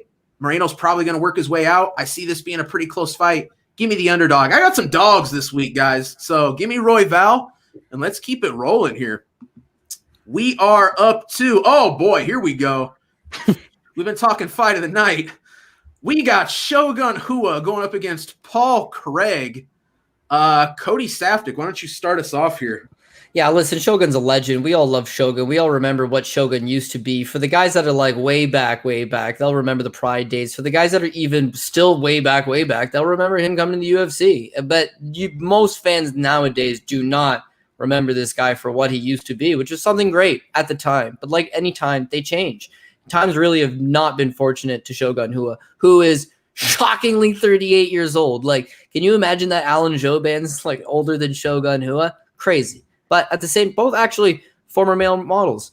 But again, like at this stage, it's just like they've got to match him up very precise against the right opponent, because he's just not going to be competitive against anybody who's got a little more athleticism, got a little more pep in his step, got a little more speed over him. Them giving him his last fight against Noah Garrett's like perfect. It's a trilogy match. You know, they have a legendary fight in Pride. The second fight in the UFC wasn't quite as good, but good. That last fight, it was good. It was exciting. It was good enough. But it's also like it's falling into the category of like low-level MMA. Like that's where he's at. And his fight with Paul Craig, you know, it was exciting. It was only a year ago. It was exciting. You know, he probably did he come back? Did he get a 10-8 round? He survives the early storm from Craig. He starts beating him with the cardio and late down in the stretch. Like it's a last hurrah moment for Shogun. I don't think anybody cared to see this rematch, but the UFC has to book it because there's just not all that many options. At least he was competitive against this guy. But at this stage, I just don't see him making any improvements. I don't see him getting better. If anything, it's just been like more regression. Whereas Paul Craig, no spring chicken, I believe he's 33 years old as well. It's like he's got one knockout win on his record. Like he's not a power puncher, not a striker by no means. But yet he looks like a pretty decent, adequate striker in that first round, or in that first round against Shogun last time out. And he's got the speed advantage. He's got the length advantage. He's beating him to the punch. He's hurting him. He's stinging him. Like what's going on? Like Shogun's legendary durability is just called into question. But again, there's this idea that if you're a former great, there's this idea of just like, oh, you know what? Leo Machida's going to pull one out. Oh, you know what? Rampage Jackson's going to pull one out. Even last night, Bellator, Benson Henderson. I'm guilty of it myself. I put him on the PRP at the end because it was like, whatever, I need to juice it up with like some underdog. Like I took the chance. But like realistically, like the only reason you do that is because you're like, this guy used to be badass. This guy used to be a gangster. Maybe he recaptures that. But they just don't. It's kind of a sad spot that like if Paul Craig goes out there and knocks out Shogun, I'm gonna be devastated. Like I know Locke and me, we were at that UFC back in 2011 where he wins the title over Machida. Like it's a huge moment, but like the days are gone. They're passed by. This could also be a really sloppy fight. Paul Craig could tire out. He's a first round finisher. If he doesn't get the first round finish, it probably does play out like last time. But Shogun's just like the damage is wearing out on him, the mileage is wearing up on him, and I feel like he's probably gonna have 2 or 3 fights left in his career, and it's entirely possible both of them are under the Bellator banner. You know what? That's harsh. One of them will be under the Bellator banner. One of them will be one of those Bellator Ryzen co-promoted shows on New Year's Eve. But the end of the line's there, right? So I got to go with Paul Craig. I probably think Paul Craig might be able to put him away inside the distance, but I would hate to bet against one of my favorite guys, old legend, to fall over. So in that regard, I think he's tough enough to maybe last a decision as well. Don't get a good lean on a prop bet, but Paul Craig seems like he'd be the smart play. Boy, I tell you what, Cody, if anybody at Bellator right now, just watch that. They are very inspired. Scott Coker's going to give you a call here very shortly. MMA prediction guru, why don't you hit us with it?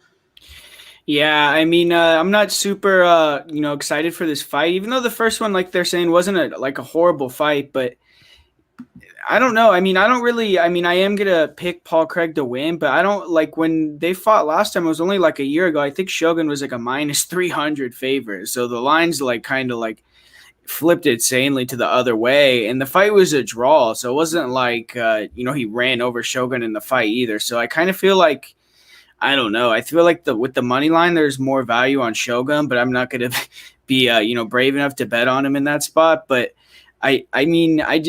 when you watch that fight the last time, it's like Shogun did get rocked in that first round, but Paul Craig, his last 9 wins are by submission, and he really likes being on his back, and, he has a lot of triangles. So, I mean, Shogun was able to stuff all the subs. Craig got tired, and, it went to a draw. But this one, I mean, I am going to favor Paul Craig. He's going to have a full camp this time, unlike last time. And maybe he'll be a little bit smarter, sharper on the feet. I mean, when you watch that last fight, he was winning the 3rd round, and then you shot for a takedown, ended up on bottom and lost the round. So he kind of, blew the fight that way. So I would never have money on Paul Craig like minus 160 personally. I just don't like betting on Paul Craig unless he's an underdog. I don't know, but I'm gonna go with Paul Craig to get the win. But I think it'll be a decision, and I don't think it's gonna be like that. I think it'll be a close fight. Yeah, no doubt. Lock of the night. Hit us with it. So the handful of times that Shogun Rua has had a rematch, more often than not, that rematch ends in a finish. You got the Dan Henderson fight, you got the Forrest Griffin fight, you got the Alistair Overeem fights, and then obviously you got the Nogueira fights, which all went to a decision. All pretty much played out the exact same way. I do like the under here. I feel like Paul Craig might just, I think he might be a little bit upset at himself for losing or going to a draw that last time around. That was the only fight in his career that he's ever gone to a decision too. So that's something to note here. Craig's style is just, it's kind of like Royval in terms of it's just a little bit chaotic. Like he just goes out there and he just wants to freaking fight. Like he wants to go for the finish or he get finished. And I feel like this is a solid spot for that under 2.5. Before it was under 1.5. And even the fight doesn't go to decision was close to like minus 300. Now we're talking about under 2.5 at close to even money, at plus money now. So I think that it's a good shot to potentially take the under 2.5 here. Man, I miss those old school days of Shogun though. Like Cody was talking about UFC 113, the infamous Paul Daly and Josh Koscheck incident, and RIP Kimbo Slice getting choked up by Matt Mitrione that night. But yeah, I know you remember that, Cody. But with Shogun and Craig here, I feel like obviously Shogun is better on the feet, but god damn, he's so slow nowadays. And you can say the same thing about Paul Craig. He's pretty slow on the feet too. So who's going to be beating who to the punch here? So with that said, I don't know if you can really trust Paul Craig at minus 160 here. It's exactly what Cody and Guru was saying. Like either side, you're kind of like, you're going to be on the edge of your seat the entire time. You can't confidently tell me that you're betting a side here, but the only side that I feel comfortable betting is the under. Like I feel like we will see an under here, and more often than not, Shogun has been going to decisions as of late, but I feel like Paul Craig is kind of like that that Nico Price ingredient, that Jillian Robertson ingredient, where it's just like, okay, you can kind of bank on these guys to go out there and, either get a finish or get finished themselves. So if you're giving me plus money for the under 2.5, that's probably what I'm going to be rolling with. I think he'll end up being Paul Craig pulling off the submission. And let's just note here, in the last 7 fights, Shogun is 5-1-1. In 2020, we got Shogun at 5-1-1. Amazing. Absolutely insane. Absolutely insane. Now you can, question the level of competition that he's getting. Tyson Pedro, Gian Vellante. Yeah, I mean, some sketchy competition for sure. Paul Craig falls into that mold, though. So I wouldn't be absolutely surprised if we see Shogun go out there and actually pull off the upset here. But still, there's nothing really pushing me to truly bet aside here. I'm going with the under 2.5, though. I think that's a solid spot, especially given where the lines were at the last time around, and given where Shogun usually goes in these rematches. Either he gets finished or he gets a finish. So I like I like Paul Craig here to get the sub, probably first round or second round. But yeah, I'm going with the under 2.5. Yeah, well, I tell you what, guys, this is a fight that I know I'm not going to bet, so I probably shouldn't have dedicated as much of my mental capacity as I have this week thinking about this fight. But, man, you want to talk about not being able to get a read. This is it for me. I mean, I feel like Shogun is the better fighter, the more skilled guy, but he is stuck in the mud, so slow. I question the gas tank. I question the fight IQ. I question the durability. Paul Craig, a guy when they first fought came out blazing, looks good. Paul Craig's going to run away with this. Then what do you know? Spends round 2 and 3 on his back. We go to the judges' scorecards. 29-28 Shogun, 29-28 Craig, 28-28. It's a draw. I have nothing for you guys here. I'm going to pick Craig to win based off the youth, the output we saw in the first fight, and the fact that I think he's going to pace himself better. Correct me if I'm wrong. I do believe Paul Craig took that first fight on about 2 weeks' notice. This should be a full camp Paul Craig. It's about the one advantage I feel like I can give either guy compared to the first meeting. I lean Paul Craig, but my goodness, what a low confidence pick. And that's all it is for me, is going to be a pick. We're here to make picks. I got Paul Craig. Next fight of the night, we got Katlyn Chookagian going up against Cynthia Calvillo. Cody Safdie, you want to get us going here? Yeah, honestly, this is the fight that I'm having trouble getting a read on, because with Katlyn Chookagian's, like, she's super skilled. We all talked about her grappling earlier. BJJ brown belt. Her wrestling is making large improvements. Her striking is good. She's got good mobility on the outside. She's one of those girls that I call it, actually, I stole it from Dominic Cruz. It's called peacocking. It's like you're not actually landing, but you're doing a ton of shit. You just see with these guys over time, like Diego Sanchez used to do it all the time. He's losing a decision, but he's moving forward, grunting, throwing punches at air. Leonard Garcia is the king of it. He has a stretch of like 5 or 6 fights that all go to split decisions, because it's like, he's doing more, but it's like, is he doing more? So Cruz all the time, it's like, if 2 guys don't land a single punch, but one of them guys is moving, and he's feinting out, and he's reaching, and he's moving, and he's throwing kicks into the air to try to gauge his distance, it's like, you have this natural idea of like they're doing more. Katlyn Chookagian outworks opponent, not even on the basis of outstriking them, but just she's doing more. She's actually the much bigger fighter at 125 pounds as well, I would say, over Cynthia Calvillo, that was struggling to make weight at 115. But when you think about her natural weapons, it's like her wrestling, her size, and just that grittiness. That all translates way better at 115. At 125, it's going to be hard to get these takedowns. And as far as striking with people, Cynthia Calvillo is just, she's a good striker. She's not a great striker, and she's 33 years old. I don't think her striking is going to get, leaps and bounds better. If this just stays striking, I give a slight edge to Katlyn Chookagian. If this fight does hit the ground, you give it the advantage to Calvillo, but she might struggle a little bit to physically get the fight to the ground. When I look at the price tag of -245, it just seems like, this is going to be a close fight. This is going to be a fight that is going the distance. In a close fight that goes the distance, like, why not take that shot on the underdog? But then you go back to Katlyn Chookagian's last fight. I do not care that she lost to Jessica Andrade. Jessica Andrade is going to beat. That is no big deal. I relatively care that she got dropped by that body shot. It was just like, you really could tell the pain. That relatively bothered me. But you know what? It was Andrade. Not the end of the world. The baby fever comments prior to the fight, that bugged me out big time, man. When you sit there and you say like, oh, I want to start a family and I want to have a baby and I got baby fever and, I don't know how many more fights I have and I'm going to take this break. And then you go out and you get TK out in the first round and you book another fight like a month later, 3 weeks later, you're just jumping right back in there against someone who's a top contender. And Cynthia Calvillo won her debut at 125, looked a lot better against Jessica I. Like, that writing's on the wall for Katlyn Chookagian, but the line, in my opinion, just seems off. I wouldn't want to bet Cynthia Calvillo at minus 245. If I was to bet Cynthia Calvillo minus 245, I would take Cynthia Calvillo by decision. I would chase that decision. However, with Andrade, like I was doing the same thing. If you're going to take Andrade, might as well take Andrade by decision. It's like that one shot. And that one shot's not like, oh, she clipped her on the chin. It's the one you didn't see coming. It's like she just fed her one in the breadbasket right to the baby maker. And Katlyn Chookagian was just like, oh. She's like, she lets out an owie and calls a half timeout. Andrade is just like, did I do something? And then swarms her and it's over. It's like, okay, so now I'm not confident that you're going to last these decisions because it's the one shot. Now, Andrade is like the biggest power puncher at 115, at 125, 135. Don't matter. That girl just hits like a ton of bricks. Whereas I don't expect that as Cynthia Calvillo. But Cynthia Calvillo could take her into deeper waters and outwork her and get a finish, I guess. I see fight go the distance, but... You know, I sit here a lot of the times. I dog or pass. The value's on the dog. Hit that dog or pass. I'm going to just tell you on this one, straight pass. I don't want no part of this. That's why this should have been on the prelims. And one of them bangers that we already broke down should have been, you know, filling in a nice main card spot and entertain the masses for their dollar. I like how you think. MMA LOTN, let us know. If we don't have this fight, when are you going to go to the washroom? Right, Cody? Come on. This is the Really one good fight. I don't want to disrespect them, but there's just other good spots. All right. So yeah, I do agree with Cody though. This line is a little bit wider than I thought it would be, and I think again a little bit of recency bias in terms of how Disco Andrade was able to dispose of Chookagian last time around. But going into that fight, let's call it what it is. That line was pretty close in Chookagian and Andrade. A lot of people were split on that. And then Andrade goes out there, you know, feeds one to the bread basket, the baby maker, and we get, you know, plus 215 for Chookagian now against Cynthia Calvillo.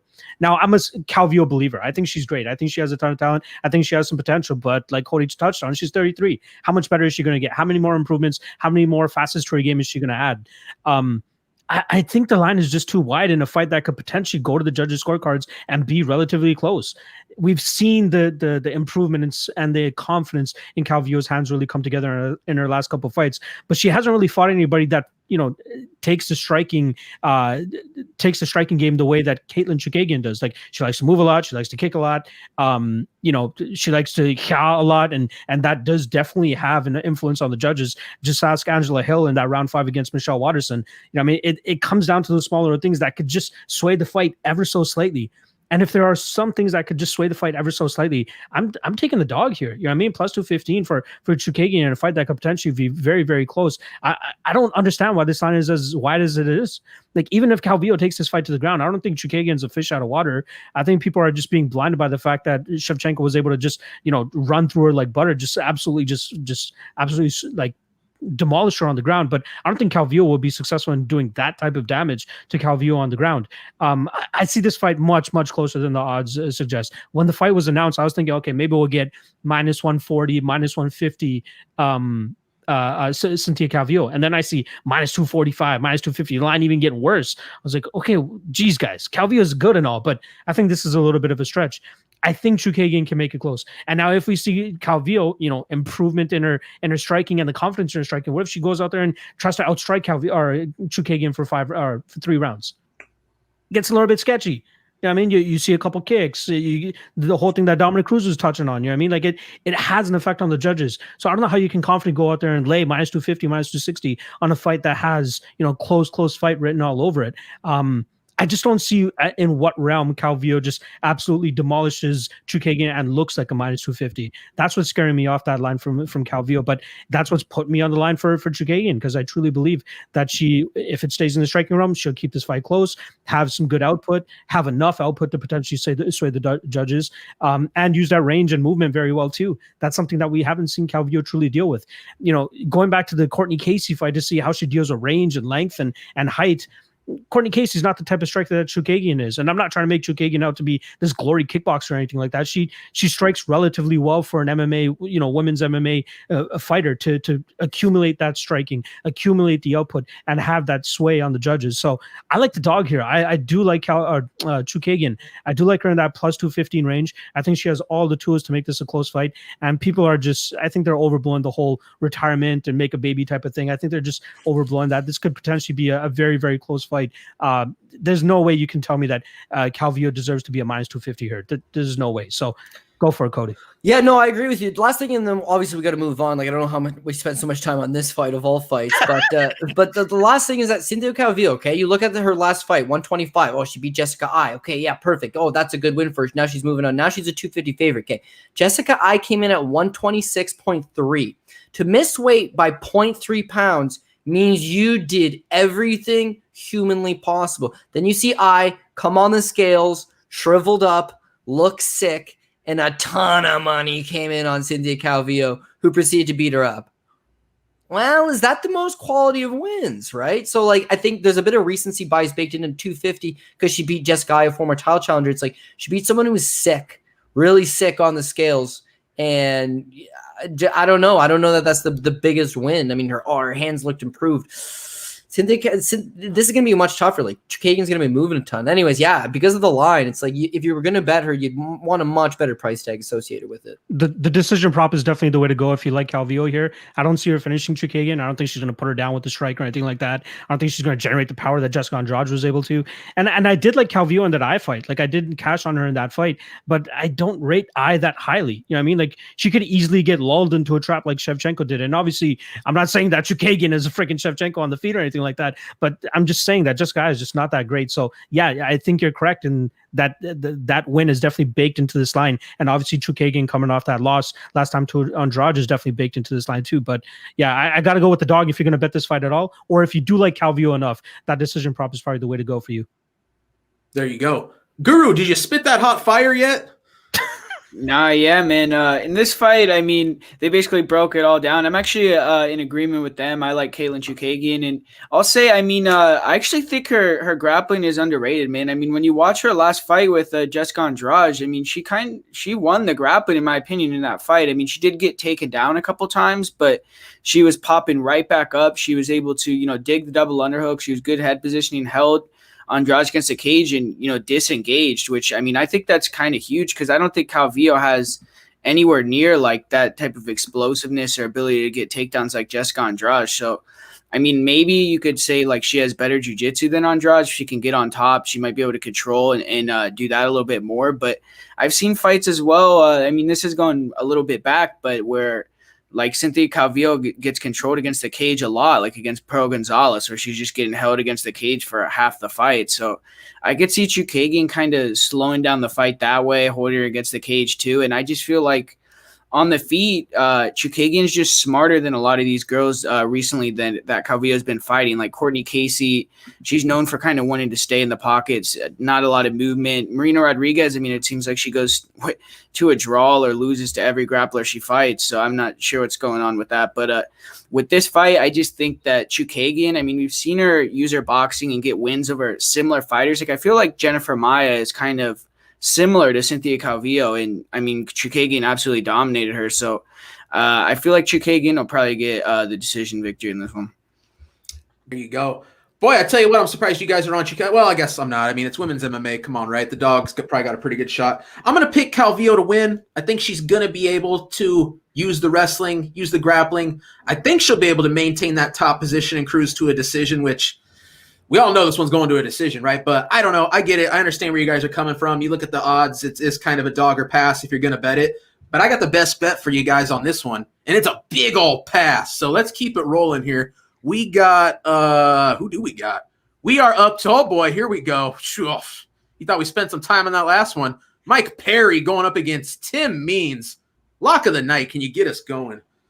Man, I'm doing my best to tear into Mike Perry here just for being an absolute dumbass. The way he is trying to tweet out sympathy tweets in the morning, and then you go back and look at his Instagram stories from a couple of weeks ago where he's just chowing down on burgers and pizza with garlic sauce drizzled all over it. Like, no fucks at all about the way, and even tags Tim Means in one of those IG stories as well. Say, hey, how's the weight, how's the diet going, Tim Means, as he's chewing down this burger. But that nothing like that, like, it just absolutely pisses me off. It's legit pisses me off when you have guys that are so negligent about taking the job this seriously. Like, he's a full-time fighter, if I'm not mistaken, too. This guy doesn't have a 9 to 5. This guy's not waiting tables or anything like that. This guy legitimately, commits his entire, or makes it look like he's committing his entire time to MMA. Nah, he's going by the river, hitting pads with Alex Nicholson. He's doing all this crazy shit. and not dieting or not even trying to freaking make the weight, and then tweets out the morning of the weigh-ins, oh guys, I don't know if I'm going to make it. And then the most concerning one, I don't know if I should be doing this anymore. Maybe I should hang it up. That's a little bit concerning for a guy that, and I know, screw Mike Perry. Let's talk about stylistically what this fight is. We know what Mike Perry is. He wants to go out there. He wants to swing the bungalows, try to, knock your head off. In the Mickey Gall fight, that first round was very, very sketchy. We saw Mickey Gall have some success on the feet, evade the big shots of Mike Perry, get Mike Perry to the point where Mike Perry's like, screw this. Let's take this kid to the ground and let's try to lay and pray our way to a victory here. And that's exactly what he does. Mickey Gall, not the greatest gas tank, so he's not really able to showcase that high-level jiu-jitsu everybody was, tooting their Trump to. But I do like trumpet, what I should say. But I do like Tim Means here. Skill for skill, much better. There's a question about the durability, but let's go back to Mike Perry in terms of when's the last time he actually finished somebody. I believe it was Alex Reyes, who is Dominic Reyes' brother. That was the last finish that he got. That was all the way back in 2017.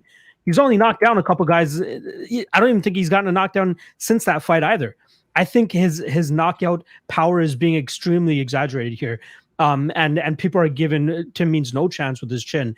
But obviously this weight cut and all the fiasco that we had this morning is really getting baked into this line.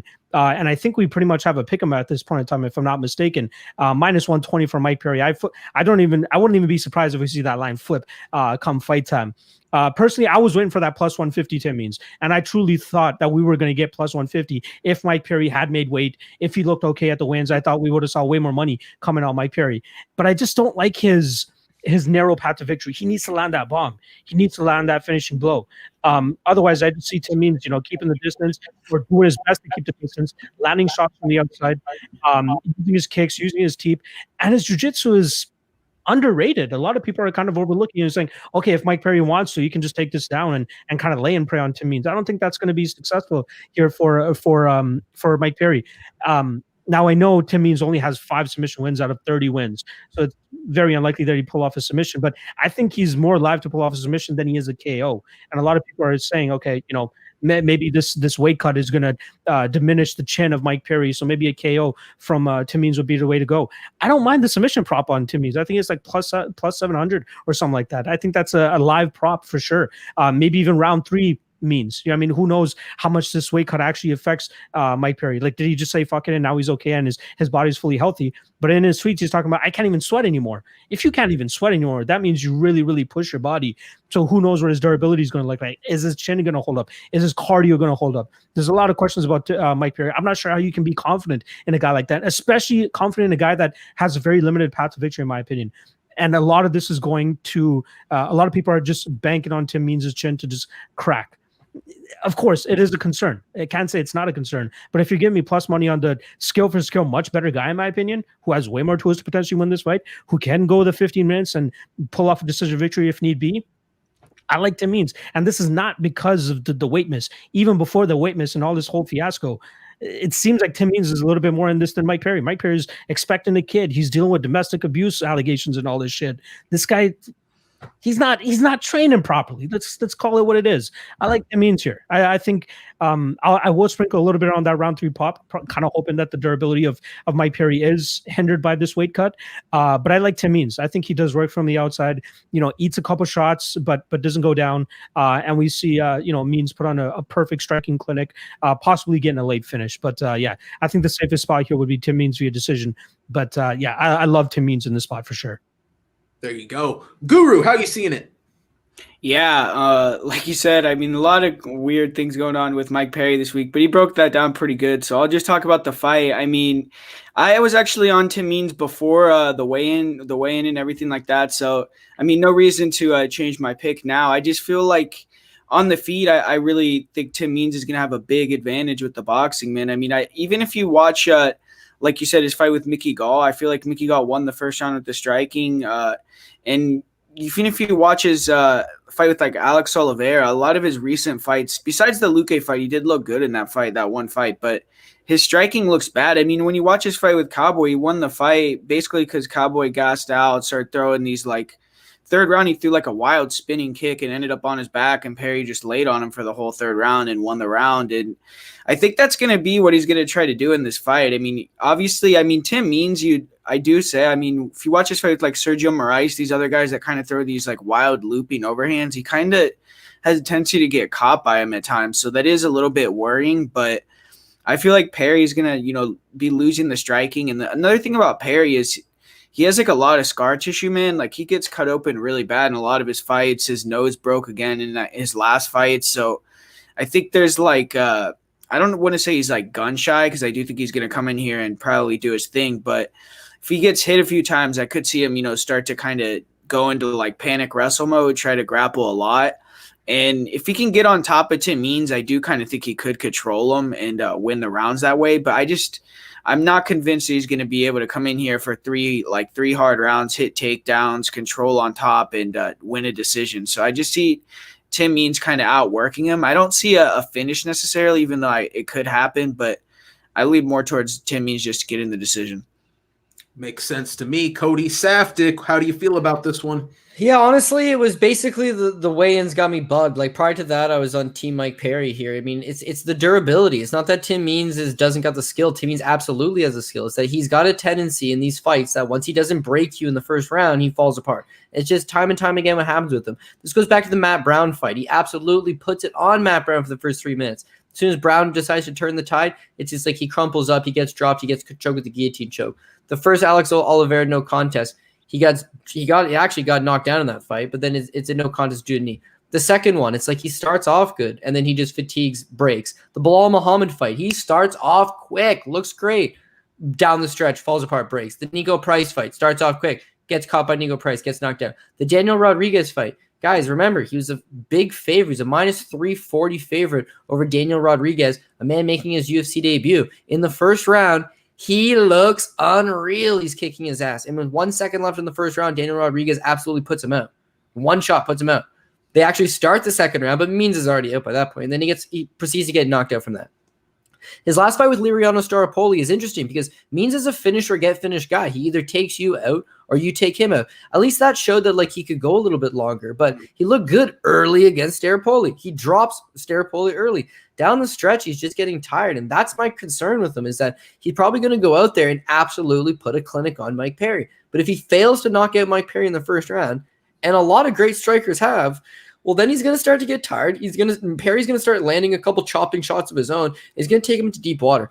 Perry's striking's abysmal. It really is. Like, maybe he lands that one shot. Like you guys are talking about, the power hasn't been there. He's not knocking fools out. And you look at it, he got soundly outstruck in the first round against Mickey Gall. Like, what is going on here?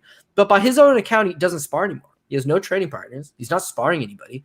So it's pretty natural that his timing's way off.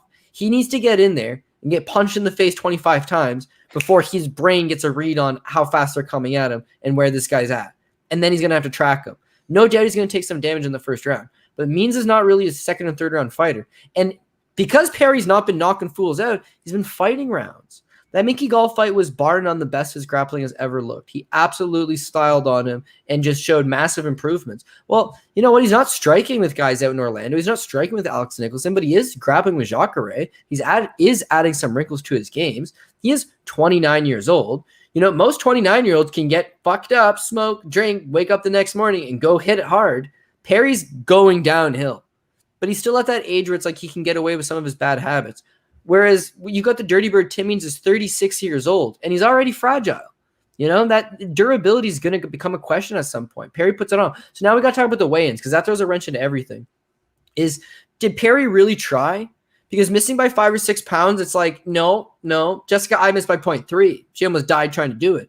You know, Cynthia Calvillo knows all about that. She got carried to the weigh-ins one time. My baby Aspen Ladd knows all about that. Like, those are people that went through the grit to get there. Like, all Perry did was tweet out how he's mopey and he's sad. Yeah, he's sad. He hasn't had a meal in a couple days. He hasn't had a drink of water. And actually, that might be a lie. He botched his own weight cut.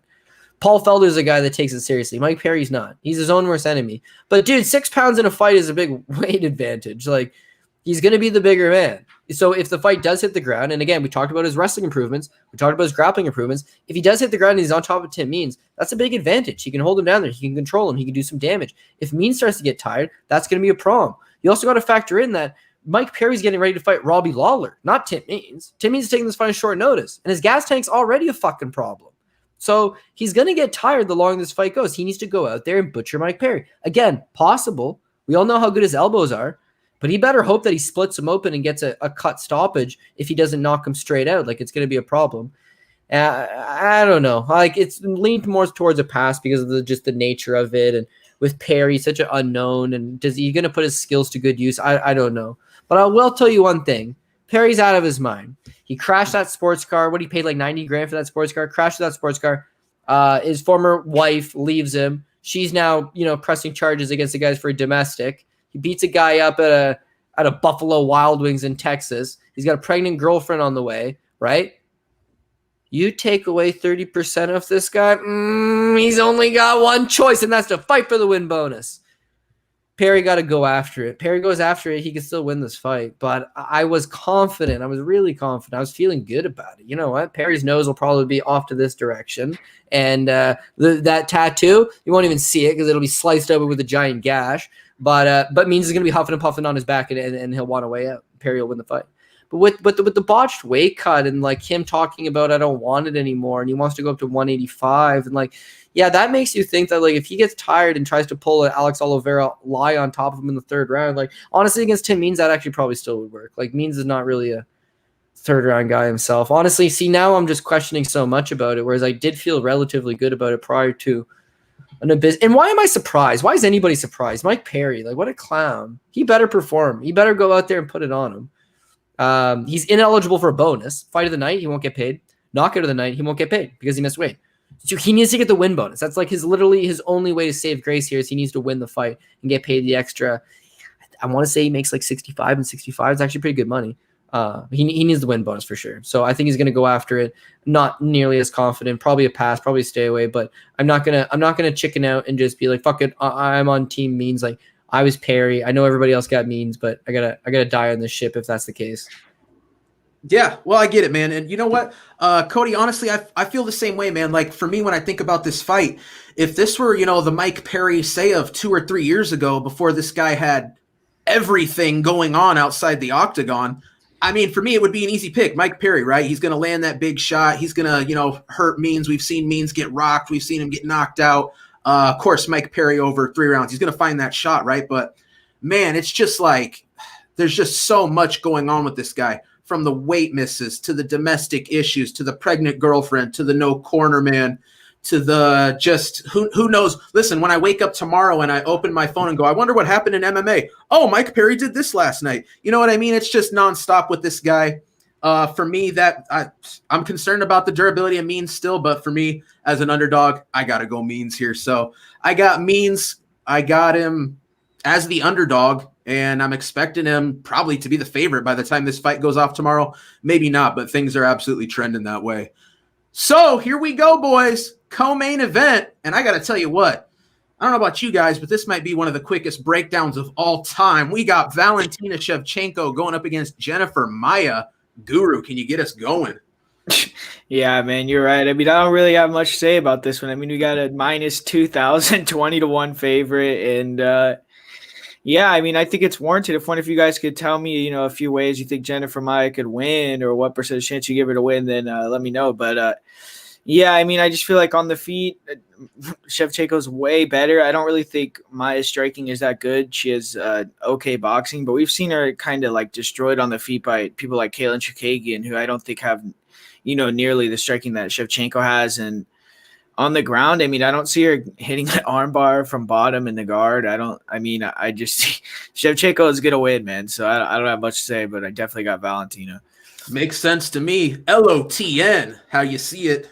I'm glad we spent more time on the previous fights because we don't need to spend too much time on this one. That's for sure. The thing with Shevchenko fights nowadays is it's not, if she's going to win, it's how she's going to win. Is it a decision prop you want to go for, or is it a finish prop you're going for? And I feel like I've been pretty good in terms of calling which ones she's going to finish and which ones she's going to not. The only one pretty much being Carmouche that she took to a decision. But I think this one with Jennifer Maia is an easy one for her inside the distance. I like that minus 160 for her to win inside the distance. I think this is a solid spot. I feel like this could almost go like the Jessica Ai way in terms of Shevchenko just setting up a couple traps on the feet and then eventually catching her with something big and putting her out. She's much faster, way better on the feet. Call it a black belt for Jennifer Maia. She's going to get absolutely crushed on the ground. That's no doubt about it in my mind. But I think the way that Shevchenko will get it done is definitely going to be on the feet.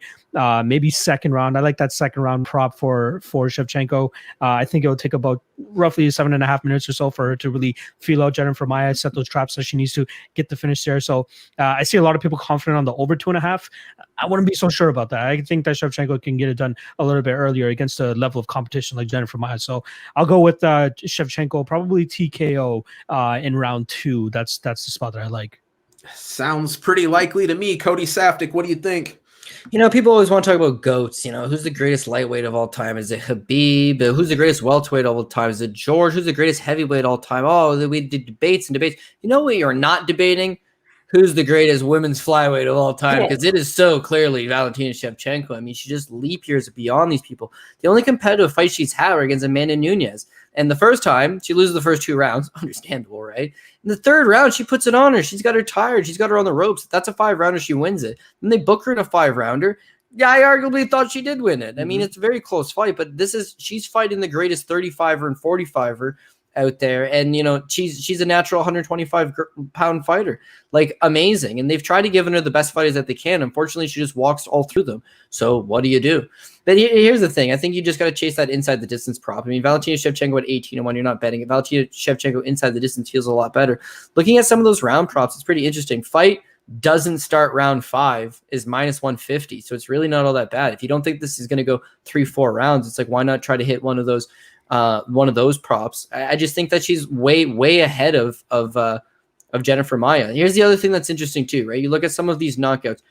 You look at some of these girls she's gone the distance with, because okay, well, if we're gonna lose this one and the fight does go 5 rounds, then Jennifer Maia is gonna have to be super durable. Maybe she pulls a Liz Carmouche. Well, that's interesting. Let's look at the girls that did go the distance. Amanda Nunes, go. We already talked about her, right? Joanna Jacek.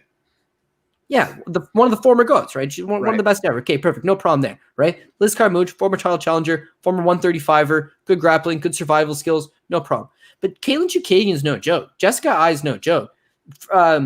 These are world-class competitors that she's finding.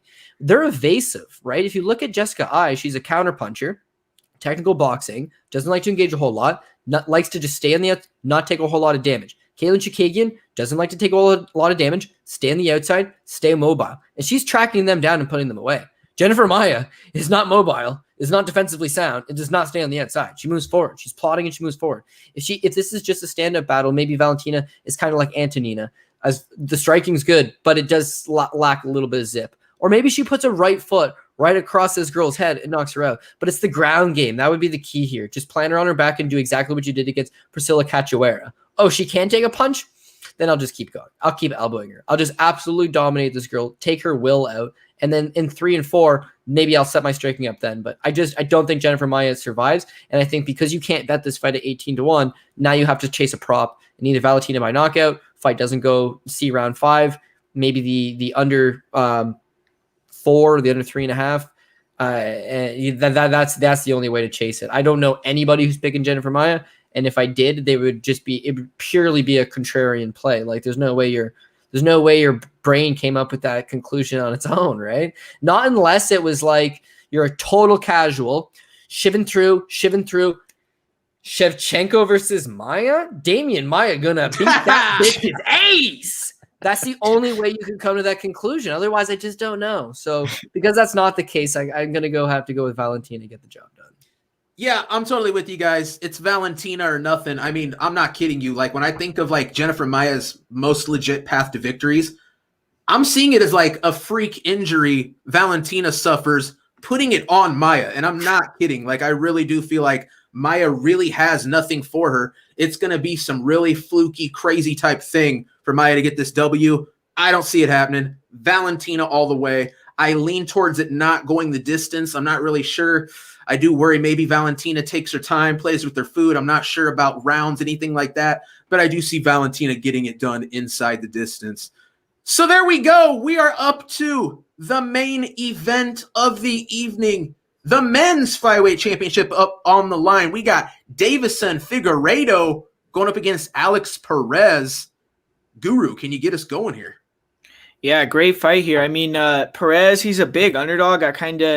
I don't know if I agree with the line necessarily. It did go down a little bit, though. I see Deiveson's he's like at minus 250 now. But I mean, when I'm looking at this fight, the reason why I do lean towards Figueiredo is just because the way that Perez likes to fight, man. I mean, he could come in here and have like the better game plan where early on he maybe moves around or tries to kind of not engage too much. But I think that, I mean, he has a lot of things that Figueiredo has to worry about, like the low kicks, the pressure and the pace that he puts, I think is a big thing in the wrestling, obviously.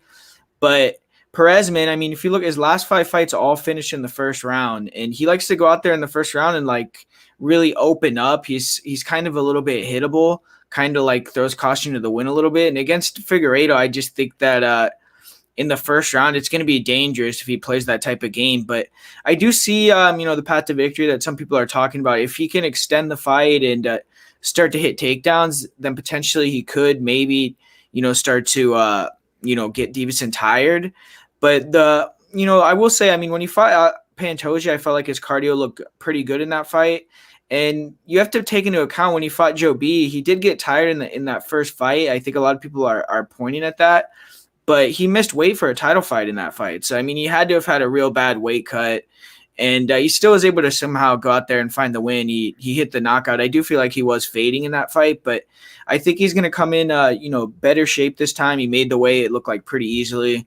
And I feel like he's just more confident now. He had that second win over Benavidez, really destroyed him pretty good. Even in the grappling where Joe B is known to be, really good scrambler, super hard to control, super hard to put in submissions. I mean, we saw in both fights, Figueiredo got real close, threatening with submissions, then eventually choked him out, even though it was kind of, because Joe B got hurt so much. But I do feel like Figueiredo, I think he's just going to be able to find a finish at some point in the fight. I think it'll probably be in the first round, honestly. But if it goes to decision, I mean, I could see it being pretty close. So that's why I think the line maybe should be a little bit closer. But I definitely got to go with Figueiredo on this one personally. I feel you, man. MMA LOTN, how you see it going? Man, Deiveson Figueiredo, this is what we've been waiting for in the flyweight division, right? God of War. Like that's the nickname you need to entice people to watch these smaller guys. And his fighting style kind of backs that up. The guy likes to go in there and go to war. Like the guy throws some bungalows whenever he's trying to finish some of these guys. Now I'll probably be on the island here as well with Alex Perez. I think I like his overall game a little bit better. The only thing that stands out to me in terms of a negative for him, or one of the things that stands out as a negative, is his fight with Joey Benavidez. Like he kind of, that one was weird. Like I don't know what really led to that finish, to him to fall to his face. It didn't even look like Benavidez really landed anything. He just kind of like crumpled, and then we see Benavidez go ham with the hammer fist. Gets finished twice, whatever it is. So I'm gonna write that one off a little bit. I'm not sure what that was. We see him come back with a little bit of a vengeance. Goes out there 30-26s, I think. Mark De La Rosa. Then he goes out there and finishes Jordan Espinoza. Then he goes out there and kicks Formiga's legs out of the UFC pretty much. It was weird to see him approach it with that type of style.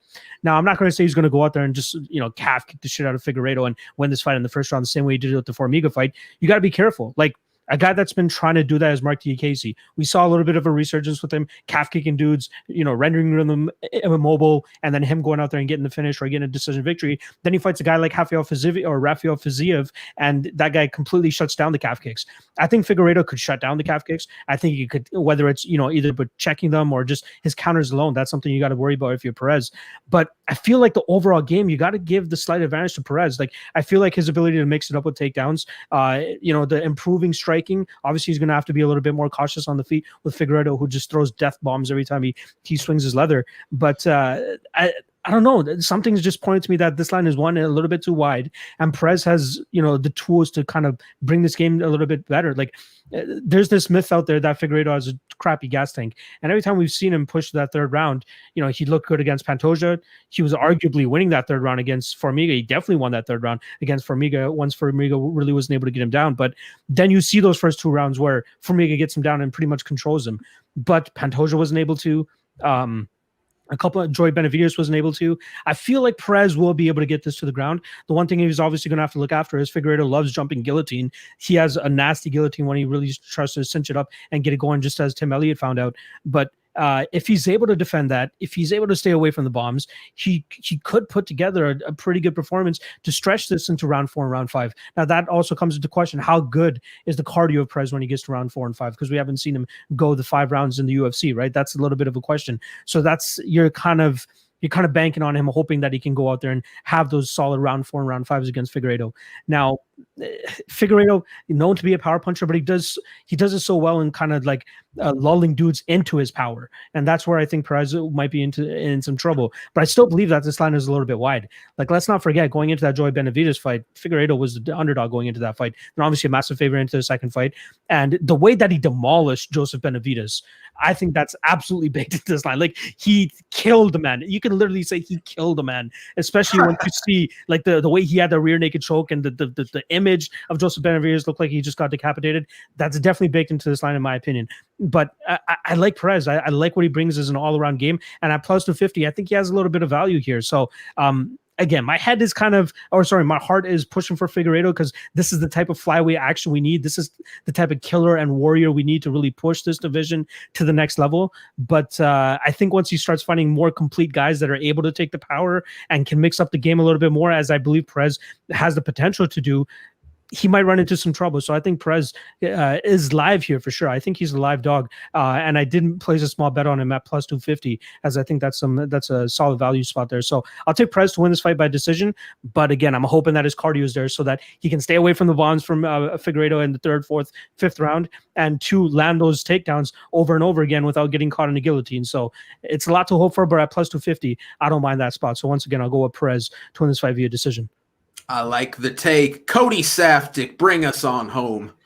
Yeah, I think he's onto something with a lot of those points. I don't know that I got the balls to pull it out right and go with Alex Perez myself, but yeah, like I see a lot of merit to him. One, he is actually taking the fight on short notice for Cody Garbrandt, so that's going to be a problem considering we don't really expect him to win the early rounds. Like, he's going to have to get this fight into some deeper waters and then hopefully have some great cardio and have some wrestling-based game where he's able to just chain wrestle over and over and over. Like, there's no doubt you can take down Deiveson Figueiredo. Pretty much everybody does.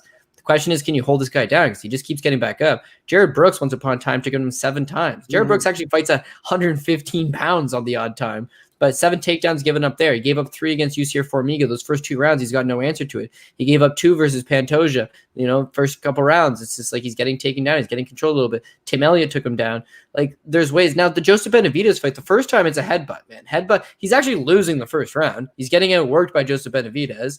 And then headbutt splits Benavidez and he knocks him out. It's a double knockout. Benavidez is knocked out from that headbutt. You see him like touch his head. He don't know where the fuck he's at. And then he eats a straight punch that absolutely just changes his world. The UFC books the fight 4 months later in the rematch. Like, Benavidez's head, not clear. Could potentially have chin issues of his own to begin with. Shouldn't have been in that spot. And it's like much easier the next time out. But Joseph Benavidez actually had a lot of success with the calf kick in that fight. It looked like he was hurting Figueiredo. Figueiredo changes stances a few times. Looked like he's slightly being affected. But all he's got to do is land 1 shot and Benavidez is concussed again. With Perez, we all know how much he loves attacking that leg kick. So if the fight is going to go a few rounds, I mean, he could definitely slow him down. We have seen Figueiredo tire. We have seen Figueiredo getting taken down. Like, these are all things that Perez could do. Perez could take him down. Perez could expose him with the leg kick. Perez could hopefully take him into some deeper waters. Alex Perez has only ever been knocked out 1 single time. It was against Joseph Benavidez. But, like, man, it was arguable that there were some shots on the side of the head, the back of the head. Like, it's kind of an odd stoppage all around. Like, you could even argue maybe it was a little early, despite the fact that he's eating shots in the back of the head. Like, he's kind of discombobulated. But to say that this guy's chinny or that he's just going to get snuffed out in the first round, like, no, that's pretty crazy. I think we all want to believe that Figueiredo is the savior of the flyweight division. But just hear me out on this one. He's actually the number 3 flyweight in the world, right? Because the greatest flyweight in the world could still be Demetrius Johnson if you think he beats Cejudo. If you don't think he beats Cejudo, then Cejudo is the best flyweight in the world. But regardless, is like Figueiredo loses to both of those guys, in my humble opinion. Figueiredo, though, is huge. When they cut the entire flyweight roster, Brandon Moreno, that's why he got released, is because they cut everybody, right? When they were cutting all these guys, they said, you know what? This guy can fight at 135. He's huge. He comes into the title fight with Benavidez, and he misses weight, and then knocks out Benavidez. He killed the flyweight division. He's a big guy. Even though he made weight, he looked cut up at weigh-ins. And I couldn't confidently say that he can go a hard 4 and 5. Like, he could very well tire again. So does he win? Yeah, he wins. Should he be the favorite? Yeah. But it's a really big price tag. And I forget who gave me shit on Twitter, but they actually nailed this. the way I feel about it was the same way I felt about Ige versus Calvin Kattar. I thought the line was off. I thought Ige's going to take this guy to some deeper waters. He's going to work him. He's going to steal those later rounds. You guys watch. And, didn't matter. The punishment just wore so hard on him. That's how I feel with Perez. He's got to get into the deeper waters. He's got to use those leg kicks. He's got to work this guy. He's got to, grease this one on a close decision. But, ultimately, I could also see him going out there and standing in front of Figueiredo for 2 rounds and then realizing UFC title fight on short notice might not have been the best game plan. You never know. You never know. He was sitting on the sidelines. He was chomping at the bit. He wants this opportunity. When it presented, he jumped on it. Can he go 4-5? I don't know. So will Figueiredo have a gas tank problem if it gets that far? Potentially not. Again, you guys have sat here. We've listened to the picks. I've got a lot of favorites. I know my boy Bleed's picking some of these underdogs. When I take a guy like Dustin Stoltzfus as an underdog, the value's there. When I look at Perez, the value's there. But again, he's fighting one of the best guys in the world, whereas Dustin Stoltzfus is fighting a guy that could potentially be, a can material. We just don't know yet, right? There's more variables there. So I don't know. On one hand, I do see Figueiredo winning. On the other hand, I see the merit to the dog money. If you're going to take an underdog, especially in the main event, hopefully our parlays hit before the main event. Hopefully our prop bets hit before the main event. And then we sit here and we get to watch this. It's if you're down on the night, chances are you're going with Perez to try to chase. If you're up on the night, it's just take the smart play. But what is the smart play? Is it Figueiredo? Lines off. Is it over 1.5 rounds? Shit, I don't know. I think so. Personally, I think so. But could Figueiredo ice this guy in under 1.5? Yeah, he's got a whole lot of power.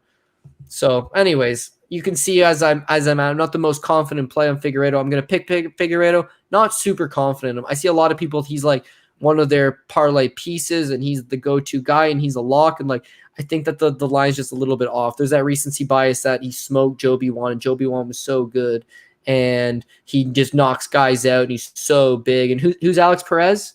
Yeah, I never heard that name before. I'll go with Figueiredo. You get a lot of that these days. Yeah, it makes sense, man. Go ahead, Locke.